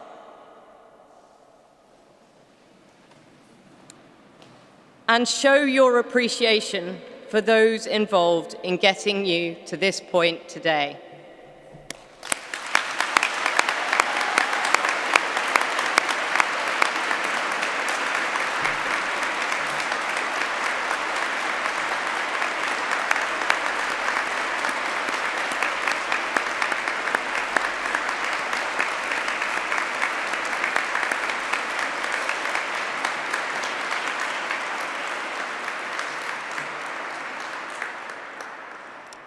You may be seated.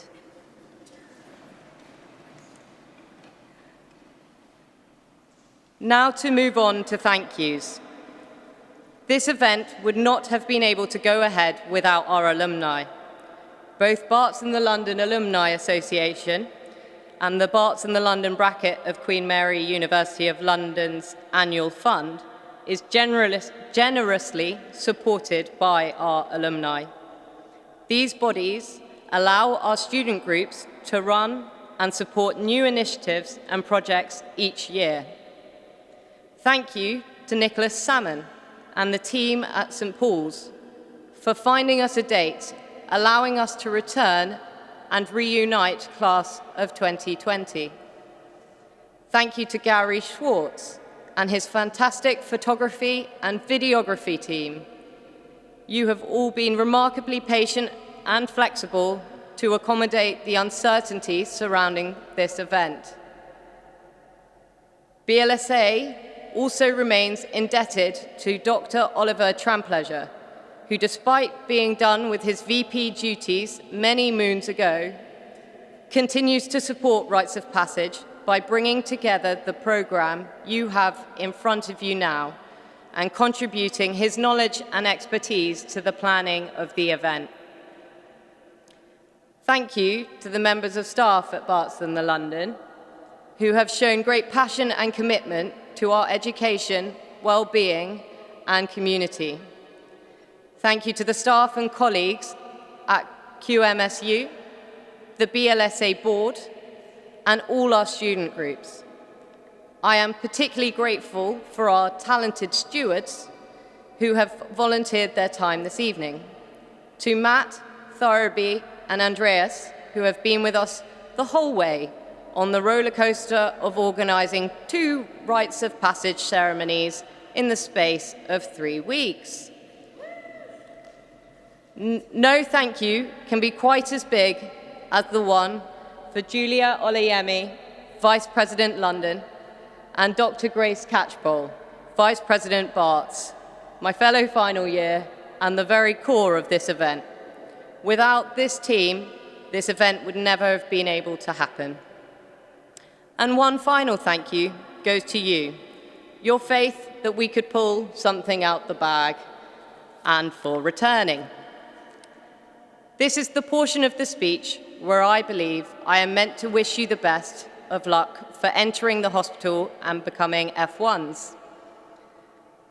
I have missed the boat on that.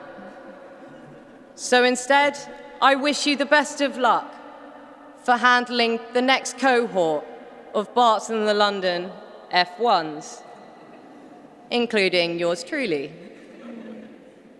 Continue to uphold the values that we hold dear to us. Be the voice for those who need your help and speak up when challenge is needed. I wish you all the best for your wonderful careers. Do not be strangers. With regards to the medics, That is 2020 BLSA team over and out.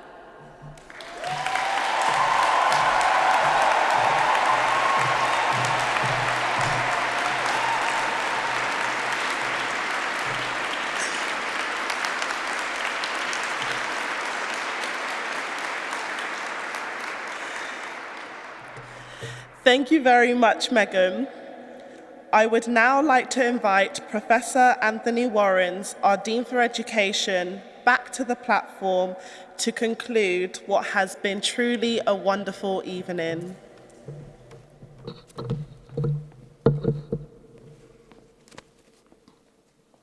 Just before I make a few final remarks, I would like to acknowledge the amazing contribution that Megan Annetts has made to the medical school.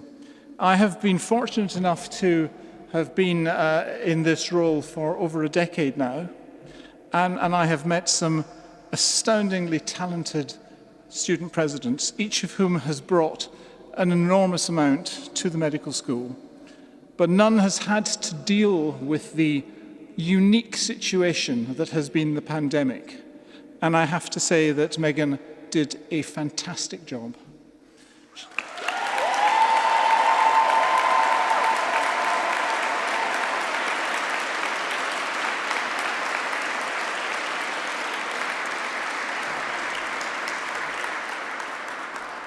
They say that cliches are only cliches because they are worth repeating, but it is undoubtedly true that this pandemic was totally unprecedented. And along with all of us, Megan had to help keep this medical school afloat. And her contribution was highly significant, not just to the medical school, but to the ongoing delivery of care to people in our catchment area in East and North East London. Her ability to organise the deployment of student volunteers and to work with the authorities was truly impressive. And I have to say that it was a great honour and privilege to work with you on that. And so therefore, I'd like to conclude with the time-honoured tradition of presenting you with this, Megan. This is...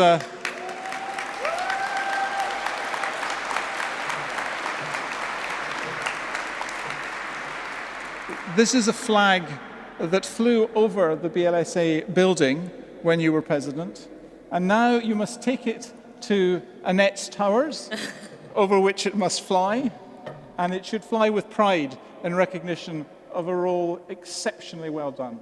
Thank you. Thank you.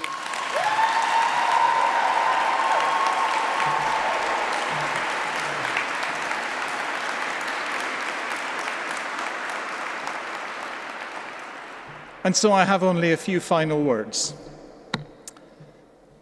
Colleagues, faculty members and staff of QM, those friends and family who may not hear us immediately or but may be unusually remote or will have stories told of this evening, but still very much welcome in spirit at this event. These friends and families of those who were our students, but who are now our professional colleagues.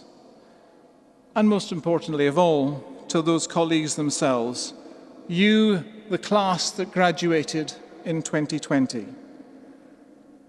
It is a real delight to take a few moments to wish you collectively well, having celebrated your achievements individually. We may be a year late in doing so, but I can assure you that the warmth of our enthusiasm for this event is, if anything, even greater this year as we emerge from this most unusual period in our history. An old married couple were sitting in silence, reading the newspapers, when the wife turned to the husband and said, 40 years ago, on the day that we were married, you looked at me and said, I love you. and you've never said it since. And her husband slowly put down his newspaper, thought for a moment, turned to her and said, "If I change my mind, I'll let you know." Well, rather less than 40 years ago, I too sat as you have been sitting today, gingerly crossed a platform and took the professional oath that you have just taken. I was excited, nervous, proud, and was about to start enjoying a great range of varied opportunities experience. It was a great decision to become a doctor. And like the old man in the story, I have not changed my mind. It was a privilege then, it is a privilege now. You may remember that first day in the Perrin when I met with you and I shared some thoughts. I asked you to look around at these people, almost none of whom you knew, but who over the next few years were going to become the people that you spent your days with, and sometimes more than your days. I told you that as you looked around, we knew that statistically about 4 of you would marry each other. You might now have a better idea if that prediction is likely to have been correct. I also asked you to look forward to a day that was then nearly 10 years in the future, but is now imminent, if it has not already occurred, when you would be allowed to fly solo. You would be calling a patient into your clinic room or your surgery and, closing the door behind you, sit with that patient as his or her doctor. The person from whom that patient was expecting and was entitled to expect the very best care possible. I told you on that first day that your task was to spend the next 5 years making yourself as ready as possible to meet the needs of that as yet unknown patient. What I didn't tell you then is that the task never finishes, and you must continue with that quest for excellence. But I suspect that was a simple and easily comprehensible message that autumn day in the middle of the last decade. There's a danger that it has become less simple. Because now, having completed a year as foundation year doctors, you, more than most graduands, will have learned much more about the stresses of being a doctor, of the problems of the NHS, of the targets we need to meet, and many of you will have found that their personal lives have become more complicated, with perhaps significant debt, with family obligations, and with many other issues. But in fact, nothing has changed. Nothing at all. It is still true that there is no point in any of us being here if we do not put the patient at the center of our professional lives, as we have just all undertaken to do in the Declaration of Geneva. We are here to serve the patient, and everything we do should retain that focus. It may be direct patient care, it may be supporting those who provide that care in the laboratory or in the imaging department, or it may be focused on teaching the next generation or on advancing knowledge through research which might benefit the patient of the future.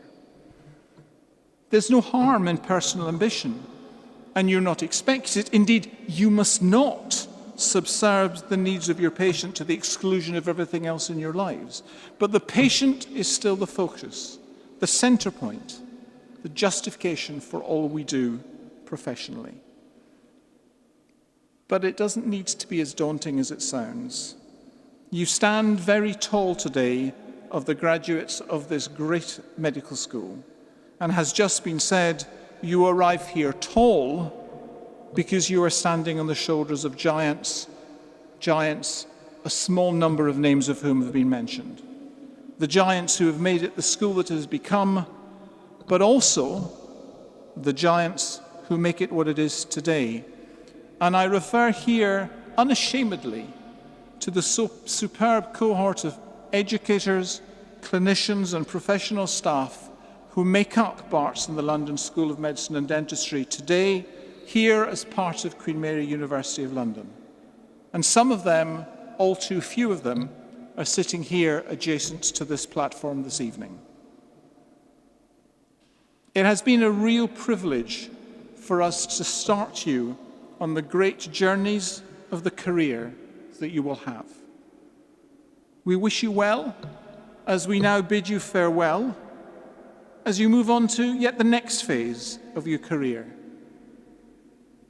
We know how much you have to offer, and we know that you, the graduating class of 2020, will make us very proud. Congratulations.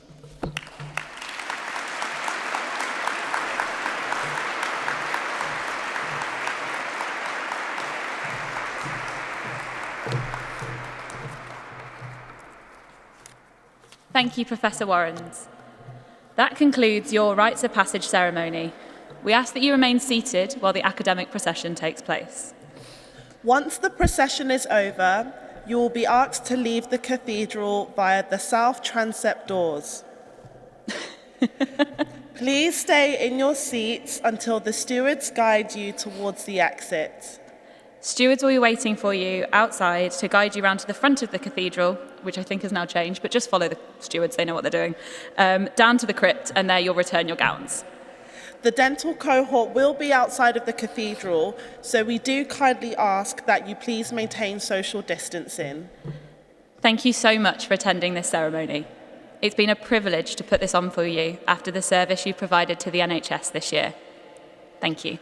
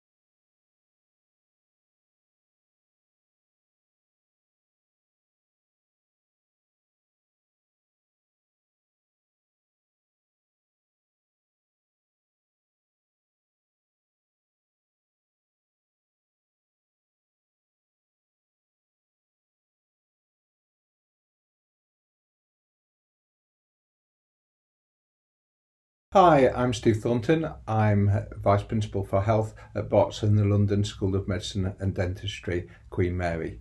First of all, let me say congratulations. I realise it's perhaps a year late, but it's fantastic to say congratulations anyway. And you've done a really amazing thing qualifying with a degree from Bots and London at Queen Mary. You now join a group of an amazing alumni, all of whom will help you in your future careers. There are some amazingly famous alumni, and it's not fair to pick out any one in particular, but I'll give you a couple of examples. In my own area of obstetrics, B. Lynch designed a suture that has saved many women suffering from postpartum hemorrhage after childbirth. Or Robert Winston, or Lord Winston, many of you will know from his TV appearances or from his talk last year at graduation. But many people who've made such an incredible difference, as I know you will in the future, now you are a graduate from this university. It's a pity that the graduation and Rites of Passage was delayed, but actually you are an incredible year. You've done things that no other year has had the opportunity to do. You qualified and you immediately helped out with the response to COVID. You've also had the opportunity to see how the NHS has responded to COVID. You've helped in that response, and no doubt over the last year you've had some amazing times. You've probably also had some very sad times. Nothing actually prepares you in the way that you need for graduation and working as a doctor or as a dentist. I suspect that those student days now, even a year later, seem a long time ago. However, looking forward, you've got an amazing career ahead. Whatever you choose to do is truly amazing. For me, I enjoy my clinical practice as much now as I did almost 40 years ago when I qualified. I remember saying exactly that to you on day one, and it's still the same now as it was then. Whatever you choose to do, enjoy it. I would say work hard, play hard, and have a fantastic career. It's great that you've qualified. Enjoy Rites of Passage. Enjoy today. Enjoy this evening. Congratulations. Thank you.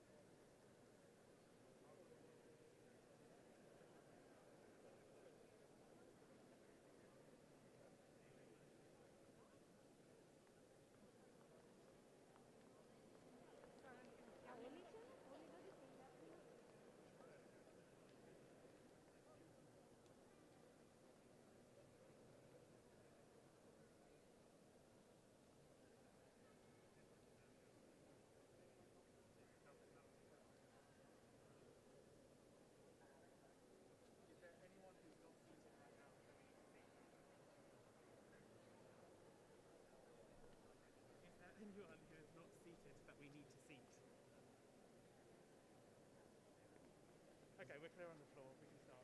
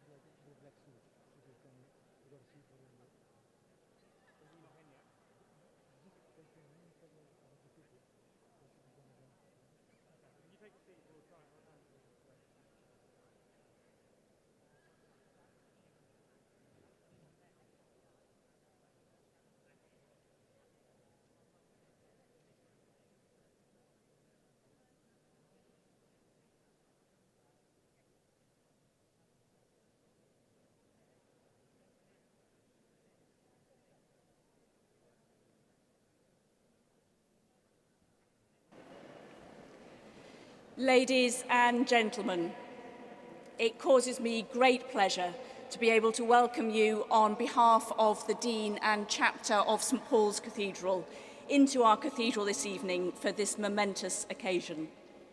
My name is Paula Gooder. I'm the Canon Chancellor and Canon in Residence today. And I would like to take the opportunity to add my congratulations to those of your family and friends and tutors. I hope you enjoy this occasion enormously. Thank you and welcome.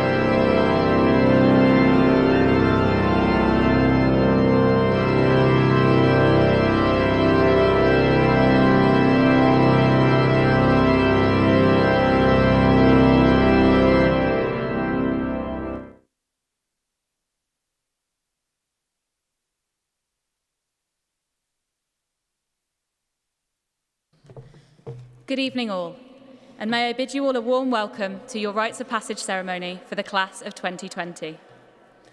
This ceremony is to recognise the wonderful achievements of our Barts and the London graduates. Without further ado, please allow me to introduce our first speaker of the evening, the Dean for Dentistry, Professor Paul Coulthard.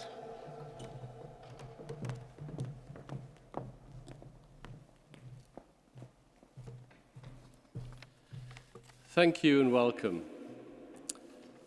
I feel immense pride as I congratulate you on your success. During these exceptional times, there is even more reason to celebrate your achievement. You know how hard you have worked to get here today, and today marks the culmination of all your efforts. You are undoubtedly the stars of the show, but there are some other incredibly important people to thank. Your families and your friends.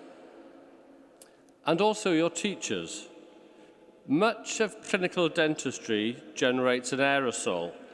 This was of such concern at the start of the pandemic that clinical dentistry was suspended around the world. Our Royal London Dental Hospital was reconfigured to offer medical care. A large proportion of your clinical teachers, nurses and administrators were redeployed to work in wider medicine, many working on COVID wards and in critical care. Whilst this was clearly the right thing to do whilst there was insufficient PPE and did contribute to limiting the spread of infection to patients, colleagues and families, it was a huge blow to clinical dental education. But with dedicated staff committed to enabling you to graduate, they worked hard to ensure that you caught up, so that you could be ready to take up your dental foundation training posts. Incredible. What really did seem impossible at the time came to fruition. University life teaches you so much and changes you. Balancing lectures, clinics, assessment deadlines, social life, part-time jobs, caring commitments, commuting, and the dramas that come from living in shared houses. These challenges teach new lessons and inspire new values. But the pandemic was an additional huge challenge that none of us would have imagined.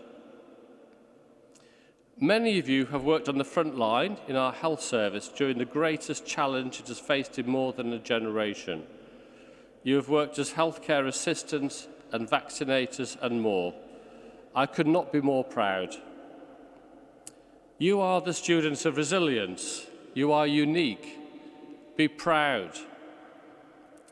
Use what you have learned to make a positive difference to health. We look to you to take your experiences with you as you shape the future, whether that be in general dental practice or as a specialist, a teacher, or undertaking research. Enjoy your next adventure and keep connected with us through Barts and the London Dental Club. Remember and be proud that you spent part of your life not just at dental school, but one of the best dental schools in the world. Currently, overall 14th in the world, and for citations of our research papers, second in the world. Today marks an important milestone, albeit you graduated a year ago, but reflect on the fact that none of us ever stops learning. Keep on learning, keep believing in yourselves, and stay curious. Thank you.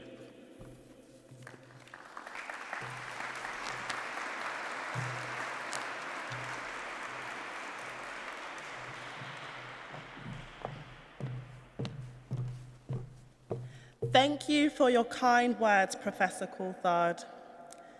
Now, I would like to welcome Dr. Jason Berry, Director of Undergraduate Dental Education, to present the awards for Colours and Blues.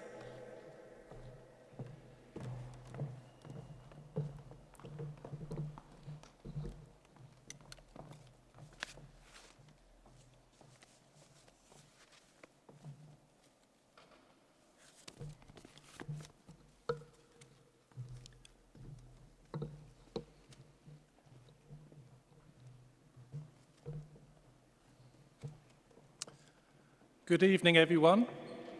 Good evening to the class of 2020, family and friends. I'm standing here a very proud person to initiate, if you like, the graduates from Barts and the London Dental School of 2020. So our first person, Mona Yekazari, distinctions in years 1, 2 and 3, merit in year 4.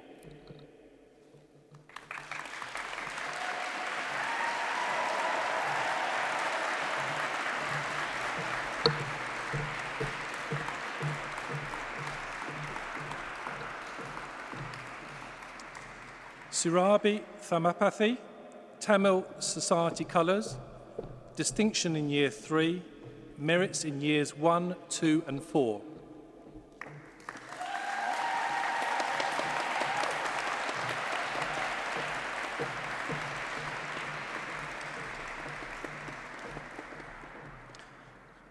Saloni Shah, distinctions in years 2 and 3, merits in years 1 and 4.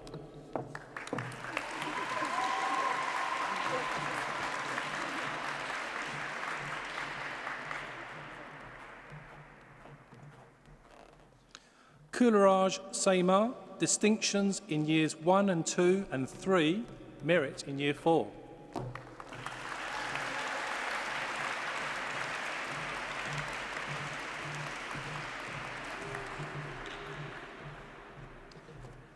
Anjum Sami, Dental Society Colours, distinctions in years 1 and 2, merits in years 3 and 4.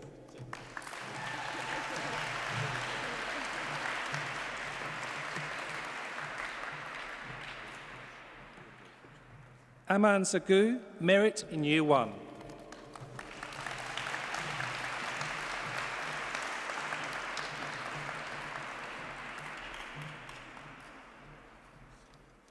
Shreya Patel, Griffin House Community Trust Colours, BDS Part 5 Best Overall Student, Principal's Prize for Outstanding Academic Achievement, distinctions in years 1, 2 and 3, merit in year 4.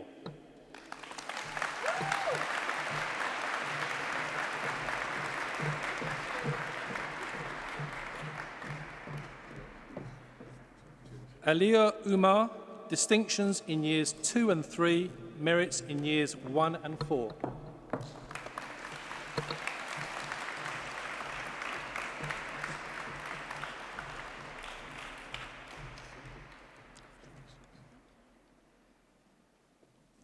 Martina Olivieri, QMBL Cheerleading Blues, Dental Society, Netball Club and RAG Colours, merits in years 1, 2, 3 and 4.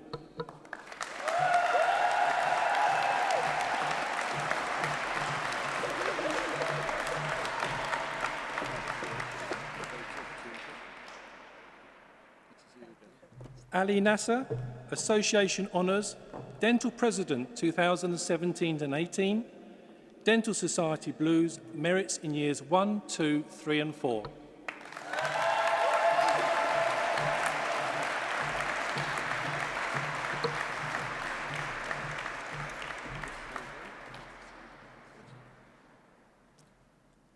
Calvin Kundi, distinctions in years 1, 2 and 3, merit in year 4.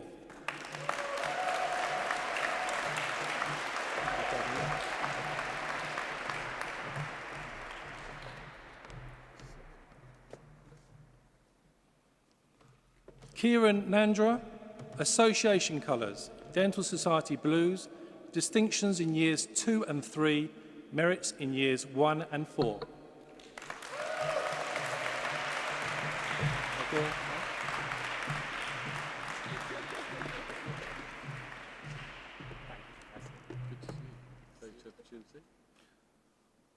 Laura Morris, merits in years 1, 2, 3 and 4.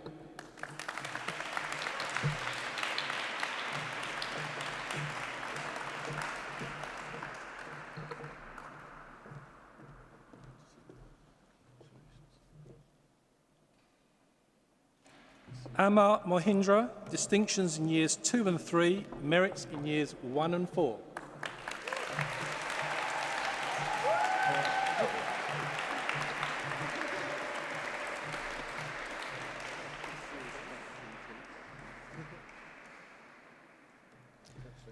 Sanket Mehta, distinctions in years 1, 2 and 3, merit in year 4.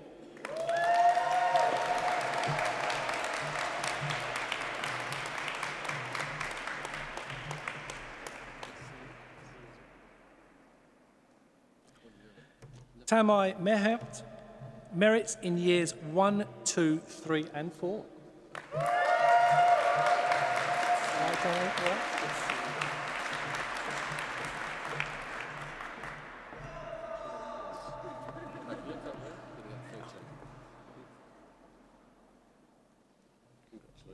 Gagandeep Mangar, merits in years 1, 2 and 3.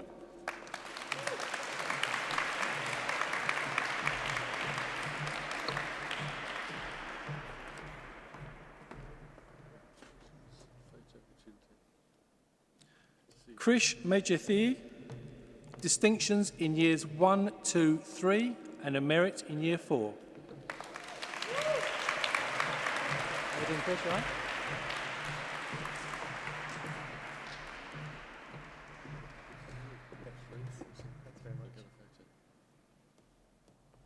Jennifer Lee, distinctions in years 1, 2, 3 and 4.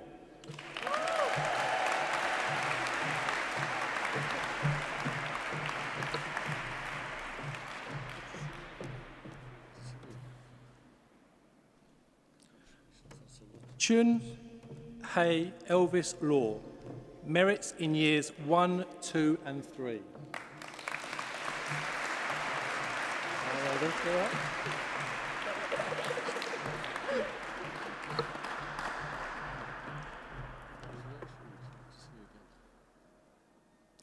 Nehat Alani, Association Colours, Dental Society Blues, Netball Club Colours, merits in years 1, 2, 3 and 4.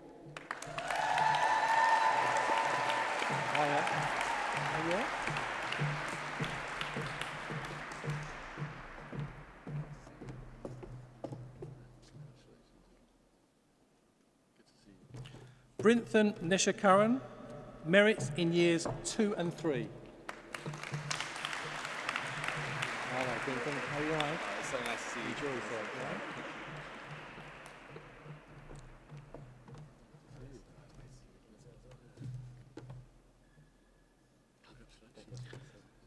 Lakshman Nishankaran, Charrington Poster Prize 2015 to 16.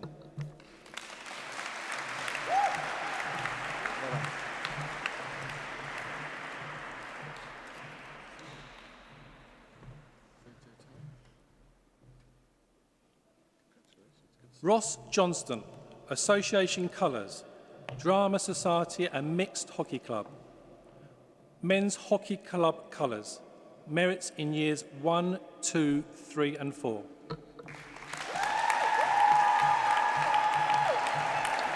You made it.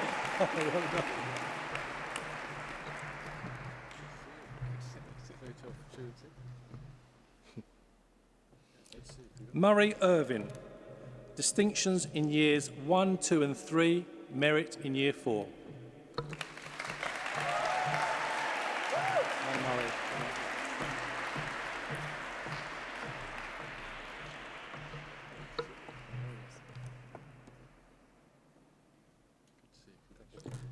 Anna Iravani, distinction in year 3, merits in years 1, 2 and 4.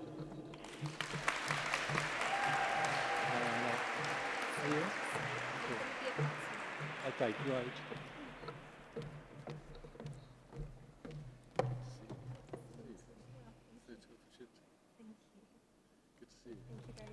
Joshua, go.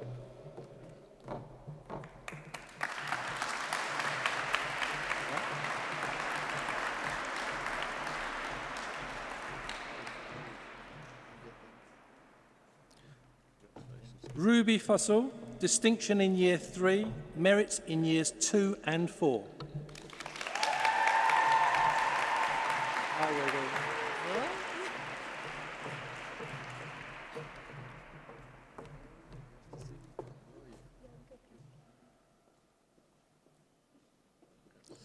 Zainab Dubaisi, merits in years 1, 2, 3 and 4.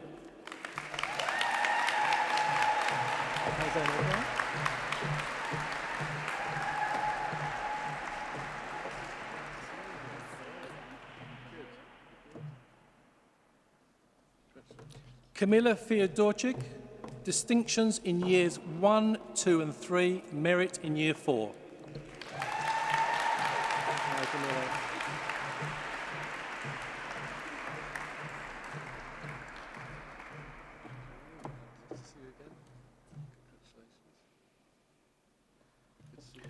Deborah Chow, Barts Community Smiles Blues, Dental Society Colours, distinctions in years 2 and 3, merits in years 1 and 4.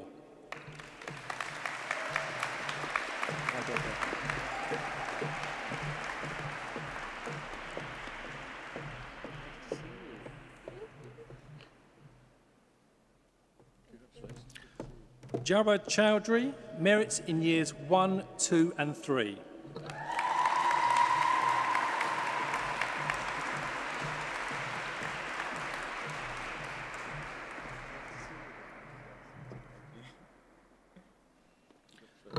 Levente Balya, merits in years 1, 2 and 3.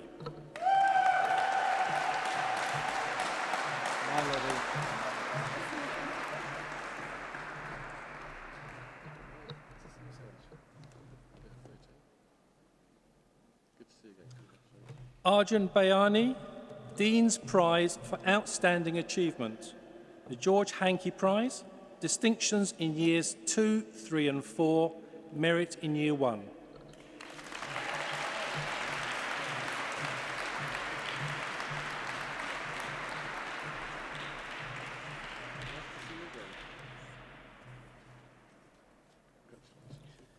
Tirith Bara, Carol Innocent Prize, BDS Part 2 Prize Best in Module A, BDS Part 3 Prize Best in Module A, distinctions in years 1, 2 and 3, merit in year 4.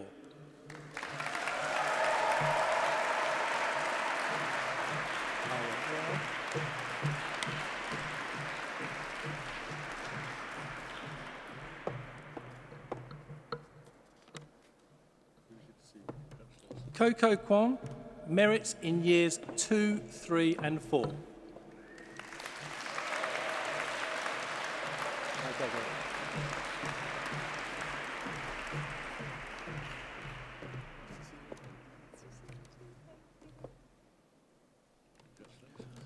Shun Bok Jeffrey Hu, merits in years 2 and 3.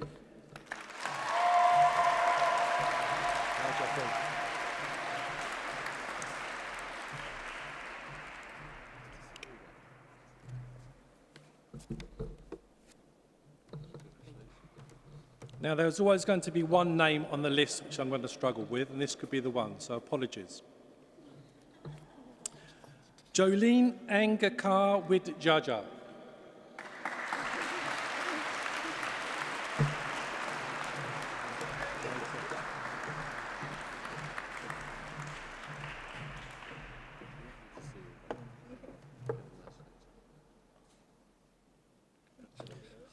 Arjun Baya, distinctions in years 1, 2 and 3, merit in year 4.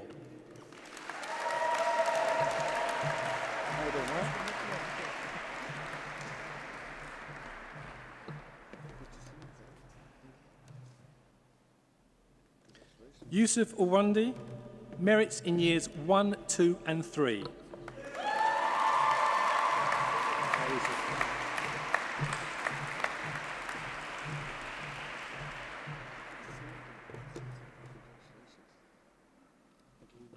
Hoi Ting Cheng, merits in years 1, 2, 3 and 4.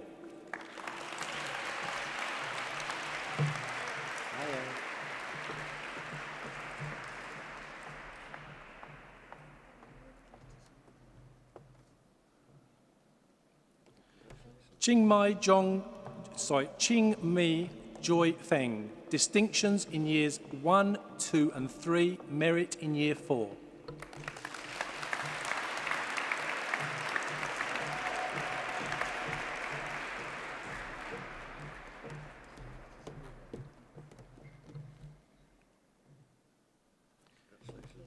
Ifath Ahmed, merits in years 1, 2, 3 and 4.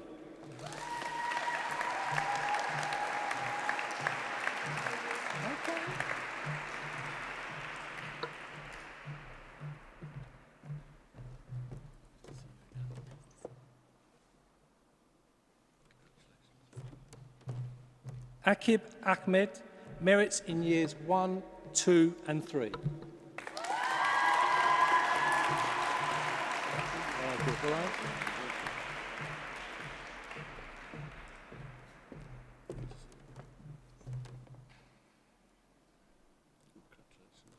Jeline Dadula, distinction in year 3, merits in years 2 and 4.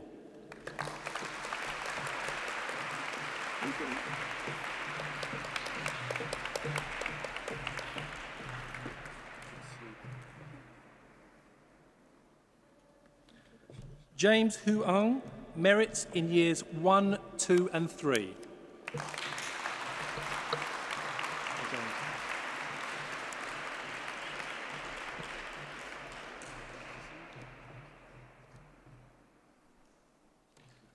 Anissa Musa, Dean's Prize for Outstanding Achievement, Harold Fink Prize, distinctions in years 1, 2, 3 and 4.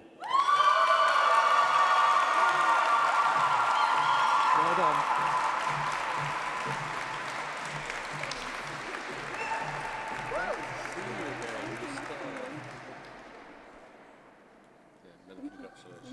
Rifat Kadir, distinctions in years 1 and 3, merits in years 2 and 4.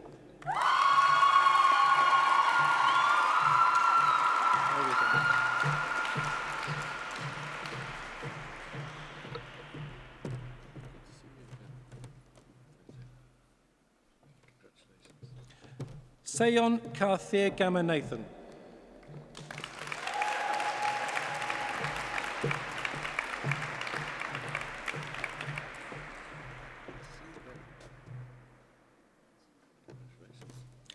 Rahul Bajaria, Cricket Club Blues, Jimmy Batstone Scholarship, distinctions in years 2 and 3, merits in years 1 and 4.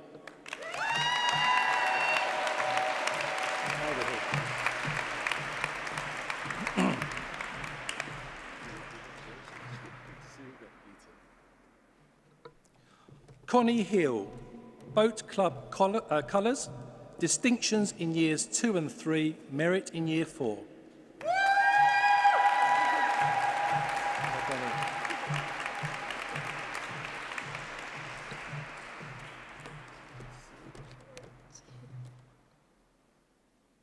Shivani Patel, Boat Club Colours, distinction in year 3, merits in years 1, 2 and 4.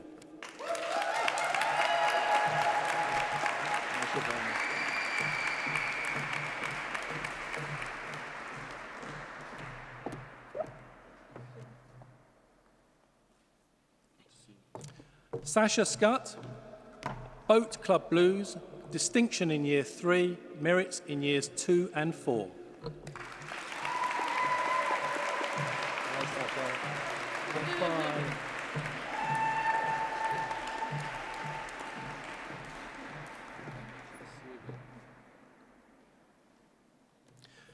Shazeen Imran Rasool, distinctions in years 1, 2 and 3, merit in year 4.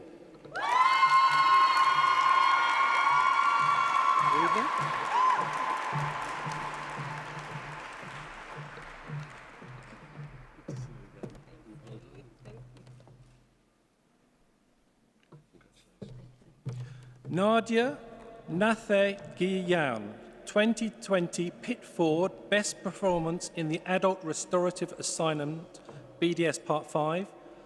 Part 4 Best Module Distinctions in Years 2 and 3, merits in Years 1 and 4.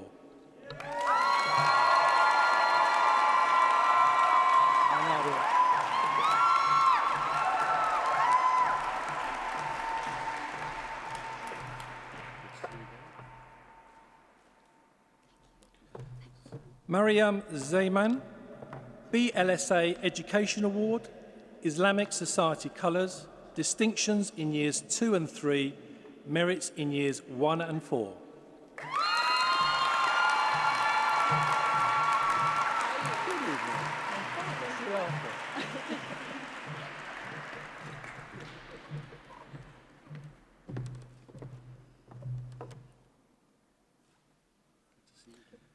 Melody Shirazi, BLSA Education Award, Dean's Prize for Outstanding Achievement, distinctions in years 1, 2, 3 and 4.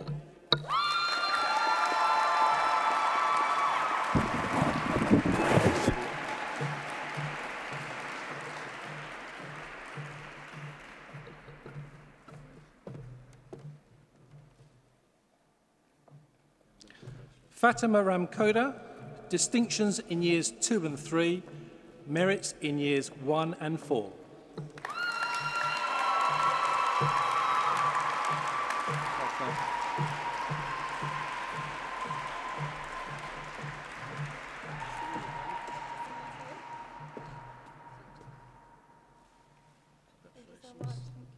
And finally, Zara Al-Musari, merits in years 2 and 3.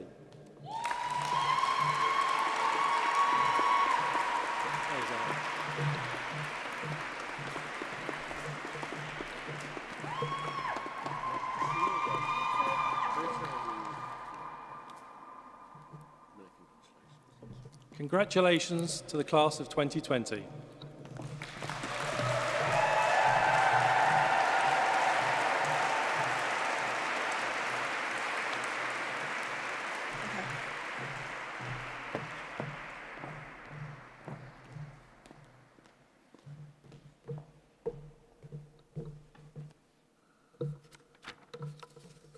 Give me a second. Congratulations to all of you for your incredible achievements.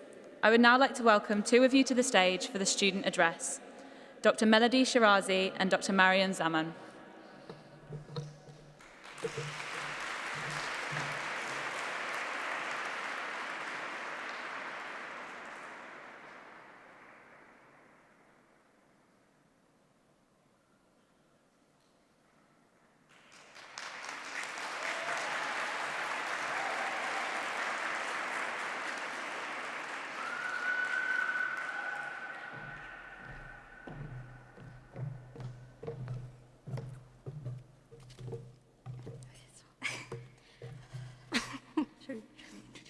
Yeah. Hi guys, my name's Mariam. I'm Melody. And we're the year reps, so yeah.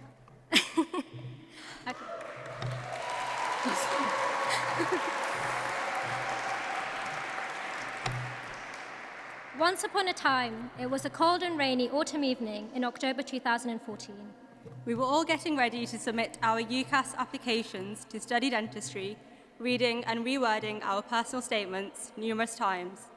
We were nervous and full of doubt, but little did we know that there was no need, as we would be accepted into one of our top 4 choices of dental schools, Barts in the London School of Dentistry.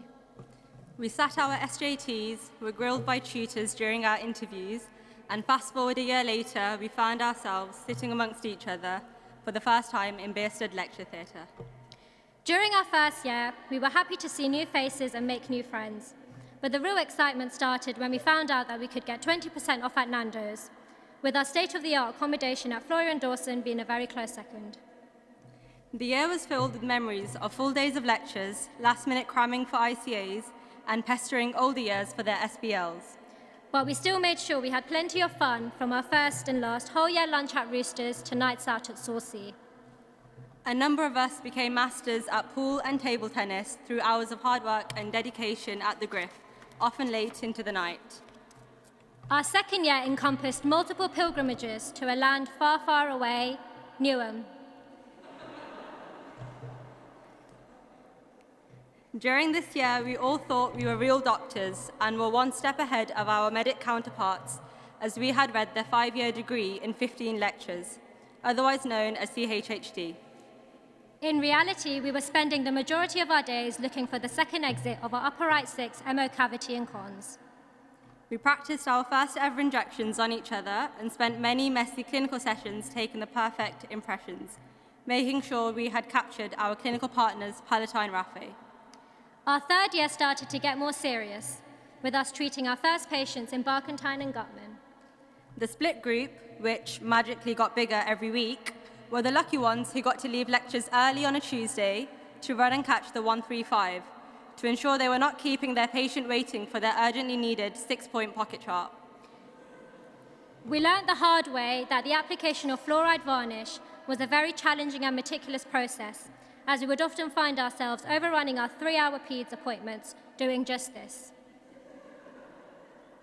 We also had our midway dinner celebrating halfway to becoming a dentist. Our fourth year meant it was the year of the dreaded 4-letter word, OSCE. We tried to spend the year preparing for our electives as a distraction, but really there were only 2 things on our minds. 1, will we be able to place rubber dam in 5 minutes? And 2, will the tutor want our gloves on or off? Southend was another highlight, as we transitioned from simple scales and polishes to complex RSDs, finally on the path of becoming a proper dentist. And then, in the blink of an eye, we were suddenly in our final year. We had younger years shadowing us, thinking we had all the knowledge in the world, reminding us of when we were in their shoes and how naive we were to believe that. Waiting outside the closed and locked doors of Violet's empty office was our second home and also the new common room. When we were not there, we were racing upstairs to the 4th floor to put our names down and sign up for the world-renowned, hard-to-get Michelin star consultant clinics. We were almost at the finishing line, spending hours casting and setting teeth in labs, scavenging for requirements and sorting out our finals cases.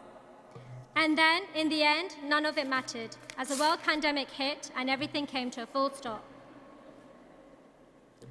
Lectures became virtual, emails became trendy, and our Part 5 exams became a group effort. Today, we are stood here, going through all these precious moments, hoping to bring tears to all of your eyes. We are so grateful to have spent these past 5 years with each and every one of you, and will always cherish these fond memories for years to come. Also, a special thank you to all of our tutors, nurses, and lab staff who have supported us and guided us with their knowledge and expertise over the years. And we definitely would not be stood here without them. And lastly, a big thank you to our family and friends who have motivated us, listened to us, and most importantly, fed us throughout. We know that this is not the end, but the beginning of a new chapter, and look forward to many, many reunions of Dentistry Class of 2020.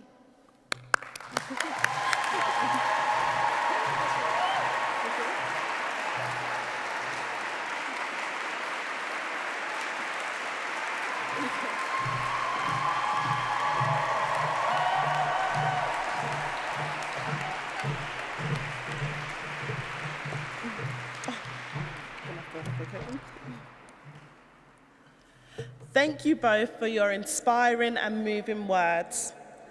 I would now like to invite Professor Coulthard, Dean for Dentistry, back to the platform to lead the recitation of the Declaration of Geneva.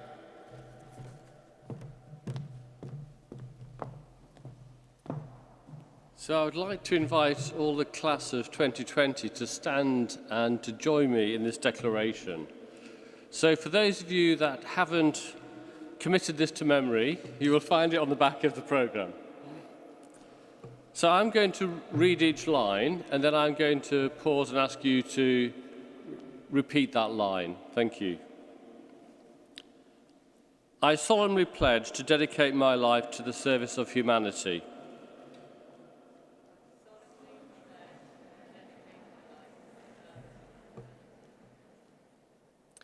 The health and well-being of my patient will be my first consideration.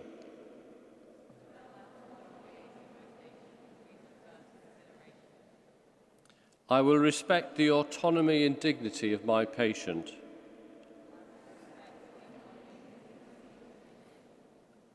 I will maintain the utmost respect for human life.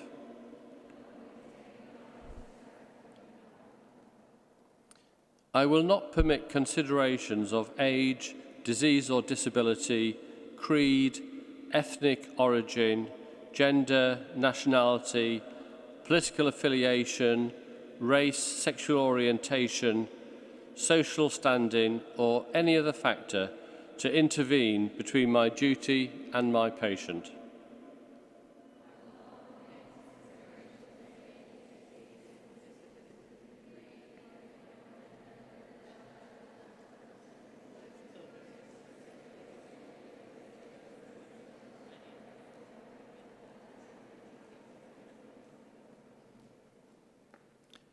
I will respect the secrets that are confided in me even after the patient has died.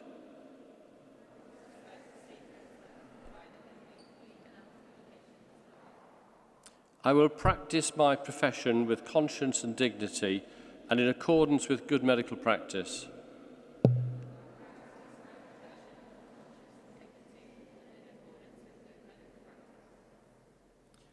I will foster the honour and noble traditions of the medical profession.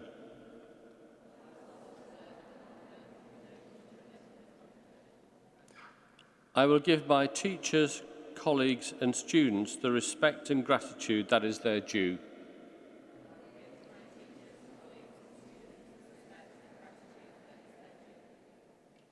I will share my medical knowledge for the benefit of the patient and the advancement of healthcare.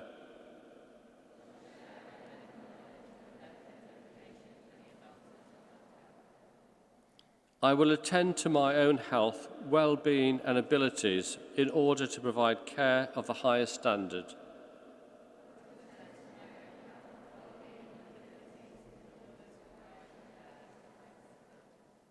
I will not use my medical knowledge to violate human rights and civil liberties, even under threat.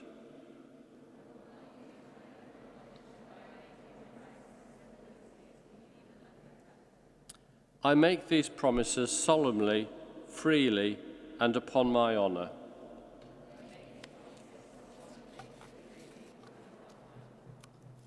Thank you. Please be seated.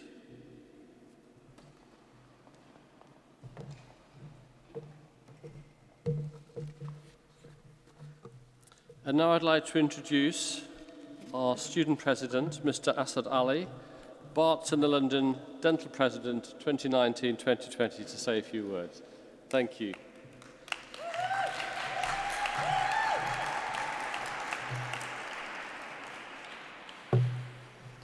Good evening, graduates, guests and loved ones. It is my absolute honour to be given this opportunity to say a few words on this very special day. The Rites of Passage ceremony is one with an incredibly rich tradition, so we are fortunate to be present for it in such a magnificent and fitting venue. Today is a celebration of all your achievements as our graduates, well deserved through hard work and commitment. You may have had your graduate from home celebrations, but it's a privilege to finally be with you today, face to face. On behalf of the whole student body, congratulations. From the day you were drafting your personal statements and taking aptitude tests to this present day, you have all proved to yourselves and your loved ones that you have what it takes to achieve your dreams. I'm here to speak to you with a few words of motivation as you transition from a safe beginner to an independent practitioner. Much like dental school, I am sure your foundation year has been full of ups and downs, not least with the pandemic. There are many moments in the past year where you would have felt you have made a real difference to a patient's life, being it helping them to speak, smile or chew for the first time in years. I'm sure you will agree this is one of the greatest feelings a dentist can have. And now for a moment of reflection, I would like to take you back to your time as a student at this fantastic university. Your first clinical session, where you learned to set up the bay and how to wash up your hands. Your first time using a handpiece. The first screening you ever did, which probably took the full 3 hours. The time you went on your elective. Finally, the many dental dinners, Christmas parties and BDSA events, although many of them may be a bit hazy. These countless memories you have experienced have made your own journey through dental school unique and special for you. Those sat with you today have played a huge part in your university experience, and you in theirs. Despite all the good times, earning the prestigious title of doctor has not come easy. You can remember the sleepless nights, hours in the library, and long days on clinic. Without a doubt, these challenges and obstacles you have overcome have made you stronger. Your peers have given you support during these times, and you will look back in hindsight and appreciate what they have done for you. The pandemic has thrown so many difficulties your way. Lockdown, new PPE and fallow time. You have all demonstrated remarkable tenacity, perseverance, and incredible resilience. Following this year, you should believe you can do anything, and one of my favourite quotes touches on this point. The man who says he can and the one who says he can't are both right. Always believe you can, and it will happen. During your time at Barts in London and in foundation year, there will have been many failures and moments of self-doubt. I would argue that to achieve anything in dentistry, you must be willing to fail. All those seemingly unsurmountable bumps along the way have led to the success of you being here tonight. The rest of your journey will undoubtedly have new tests and obstacles, but do not be discouraged when they arise. As you know from experience, you learn more from these failures than the successes. The heroes you look to for inspiration have all failed at some point, and take solace in that as you go through your career. I ask you all to strive for excellence and not settle, always trying to improve your work. To not ignore the minutiae, as that's where the real beauty in dentistry lies. To go all in on those fillings, crowns and dentures, making them the best they can be. After all, we owe that to our patients. If you adopt this type of mentality, you have plenty to look forward to over the course of your career. Now that you have graduated from the best dental school in the world, you can be assured you have the right skills and attributes to be exceptional clinicians. Remember to tell the world where you learnt these skills. Fly the Barts and the London flag high and do us all proud. I also want to say thank you for everything you have done for the student community during your time here, from working as past mentors to setting up revision sessions. We are all very grateful for the help that you have given us. I can personally attest to how useful they were and how I left feeling so appreciative of the time you put in. I wouldn't be surprised if many of you return for further training with us, and some of you may even join the teaching faculty here. So whether you come back for the annual clinical meeting or for a wrap from the Griff, just know we'd love to see you on our campus again. Class of 2020, wherever you go and whatever route you take in dentistry, you'll always be part of the Barts family. On behalf of the student body, thank you for everything you have done for us over the years. I wish you the best of luck for your future career. Thank you.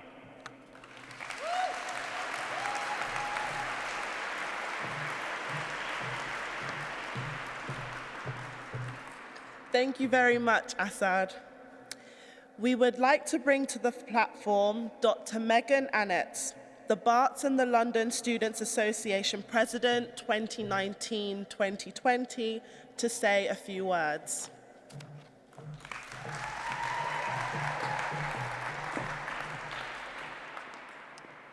Welcome, class of 2020, and good evening to those on the live stream.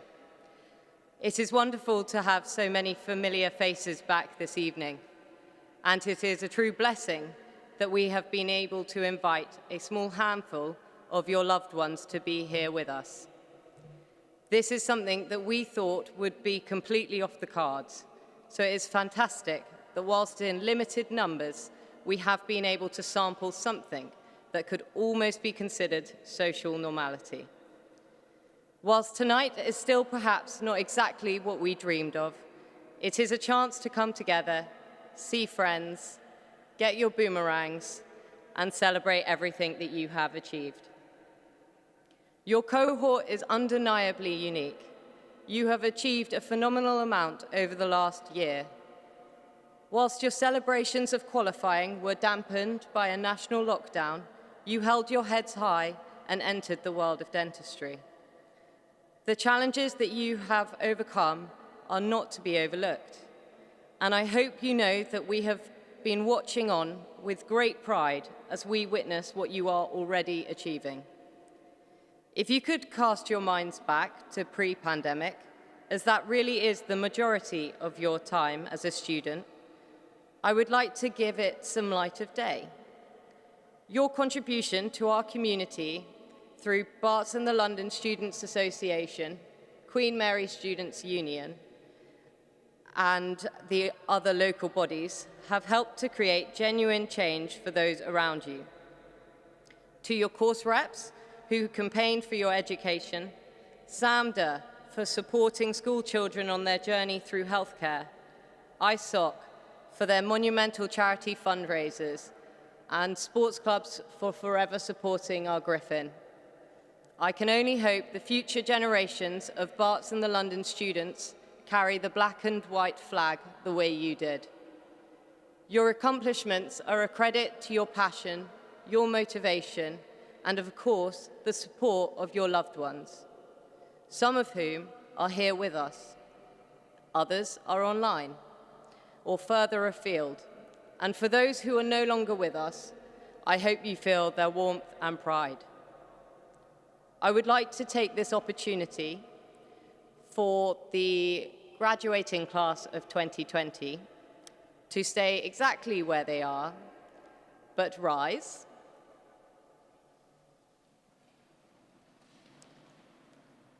And show your appreciation for all those who have been involved in getting you to this point today.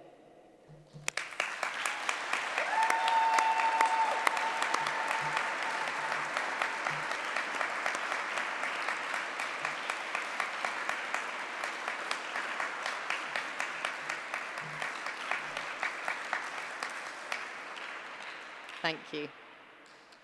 You may be seated. Now to move on to some more thank yous.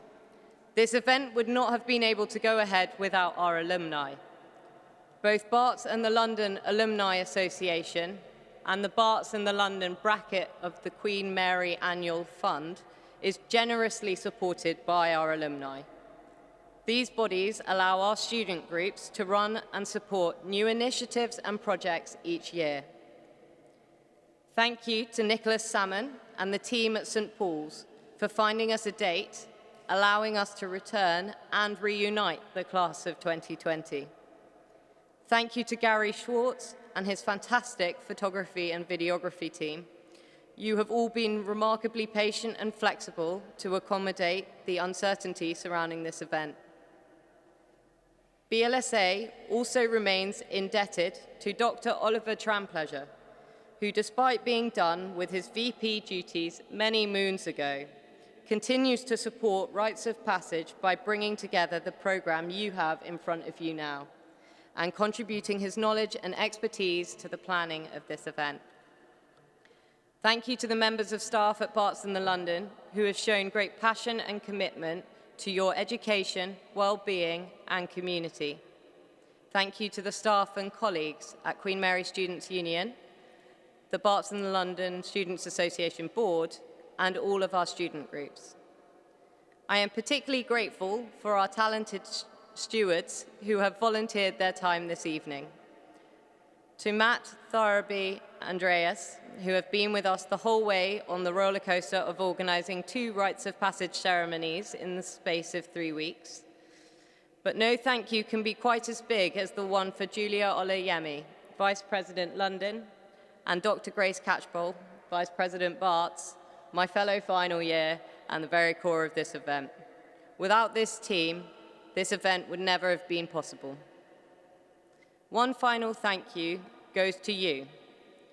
Your faith we could pull something out of the bag, and for returning to London. This is the portion of the speech where I believe I am meant to wish you the best of luck for entering the world of dentistry. I have missed the boat on that, so instead I wish you the best of luck for handling the next cohort of Barts and the London dentists. Continue to uphold the values that we hold dear to us. Be the voice for those who need your help, and speak up when challenge is needed. I wish you all the best for your wonderful careers. Do not be strangers. That is the 2020 BLSA team over and out.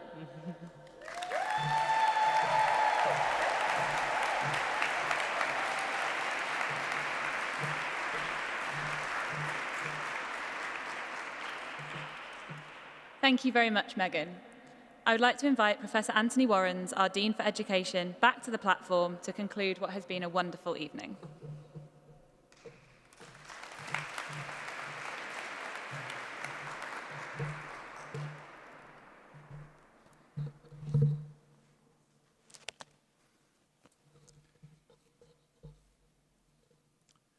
Colleagues, faculty members and staff of Queen Mary University of London, the friends and family, some of you unusually remote today in these highly unusual circumstances, but still very much welcome. Friends and family of those who were our students, but who now are our professional colleagues. And most importantly of all, those colleagues themselves. You the graduating class of 2020, it is a true delight to take a few minutes to wish you well collectively, having celebrated your achievements individually.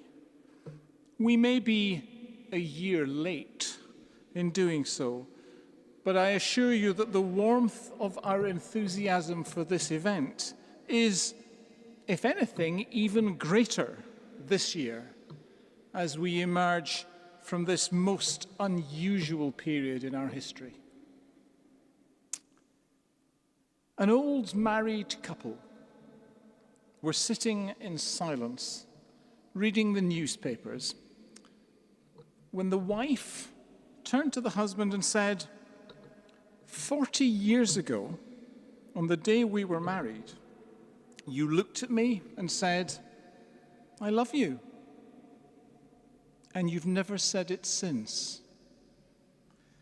And her husband slowly put down his newspaper, thought for a moment, turned to her and said, if I change my mind, I'll let you know. Well, rather less than 40 years ago, I too sat as you have been sitting today and gingerly crossed a platform. I was excited, nervous, proud, and I was about to start enjoying a great range of varied opportunities and experience. It had been a great decision to join one of the great clinical professions. And like the old man in my story, I have not changed my mind. It was a privilege then, it is a privilege now. When students join one of our clinical courses, I often meet them and share some thoughts. I will ask these young, fresh-faced, mainly school leavers to look around, look at the people that they're with. At that stage, they would know almost no one else in the room, but over the next few years, these were going to be the people you spent most of your days with, and sometimes more than your days. I would say that they should look around. We knew that statistically there was likely to be at least one marriage in each dental class. You might have a better idea now if that prediction is likely to be correct. I also asked at that point the new students to look forward to a day, then nearly 10 years in the future, but now imminent, and for many of you started, when you would be allowed to fly solo. You would be calling a patient to sit in a chair in your surgery and closing the door behind you, you sit with that patient as his or her dentist, unsupervised. The person from whom that patient is expecting and is entitled to expect the very best care possible. Your task at the beginning of that course was to spend the next 5 years making sure that you were as ready as possible to meet the needs of that as yet unknown patient. I didn't tell you then, as I will tell you now, what you already know, that need to keep on learning and making sure that you are the best possible dentist you can be never ceases. Now, I suspect that this would have been a simple, easily comprehensible message that autumn day in the middle of the last decade. But there is a danger that it has become less simple. Because, having now completed a year in practice, you, more than most graduands, will have learned more about the stresses of clinical practice, of the problems of the NHS and indeed of private practice. And many of you will have found that their personal lives have become more complicated with significant debt, family obligations, and many other issues. But in fact, nothing has changed. Nothing at all. It is still true that there is no point in any of us being here if we do not put the patient at the center of our professional lives. We are here to serve that patient, and everything we do should retain that focus. It may be in direct patient care. It may be supporting those who provide care in the laboratory or in the imaging department, or it may be focused on teaching the next generation or in advancing knowledge through research which might benefit patients of the future. There is no harm in personal ambition, and you are not expected, indeed you must not, subserve the needs of your patient to the exclusion of everything else in your life. But the patient is the focus, the center point, the justification for all we do professionally. But it does not need to be as daunting as it sounds. You stand very tall today as graduates of this great dental school, and you arrive here tall because you are standing on the shoulders of giants. The giants who have made it the school that it has become, but also the giants who make it what it is today. And here I refer unashamedly to the superb cohorts of educators, clinicians, and professional staff who make up Barts and the London School of Medicine and Dentistry, today part of Queen Mary University of London. Some are here adjacent to this platform, many more are enjoying what they know to be your achievement from afar. It has been a privilege for us to start you on the great journey of the careers that you will have. We wish you well as we now bid you farewell as you move on to the next phase of your career. We know how much you all have to offer, and we know that you, the graduating class of 2020, will make us very proud. Congratulations.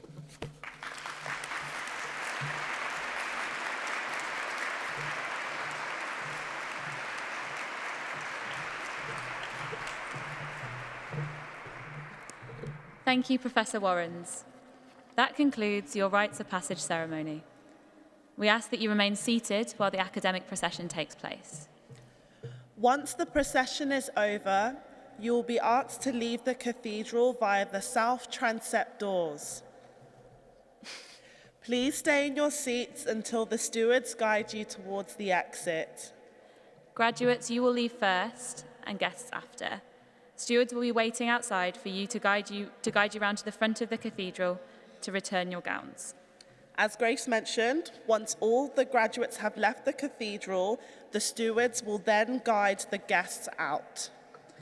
Thank you so much for attending this ceremony. It's been a privilege to put this on for you and celebrate your achievements with your loved ones here today. Thank you.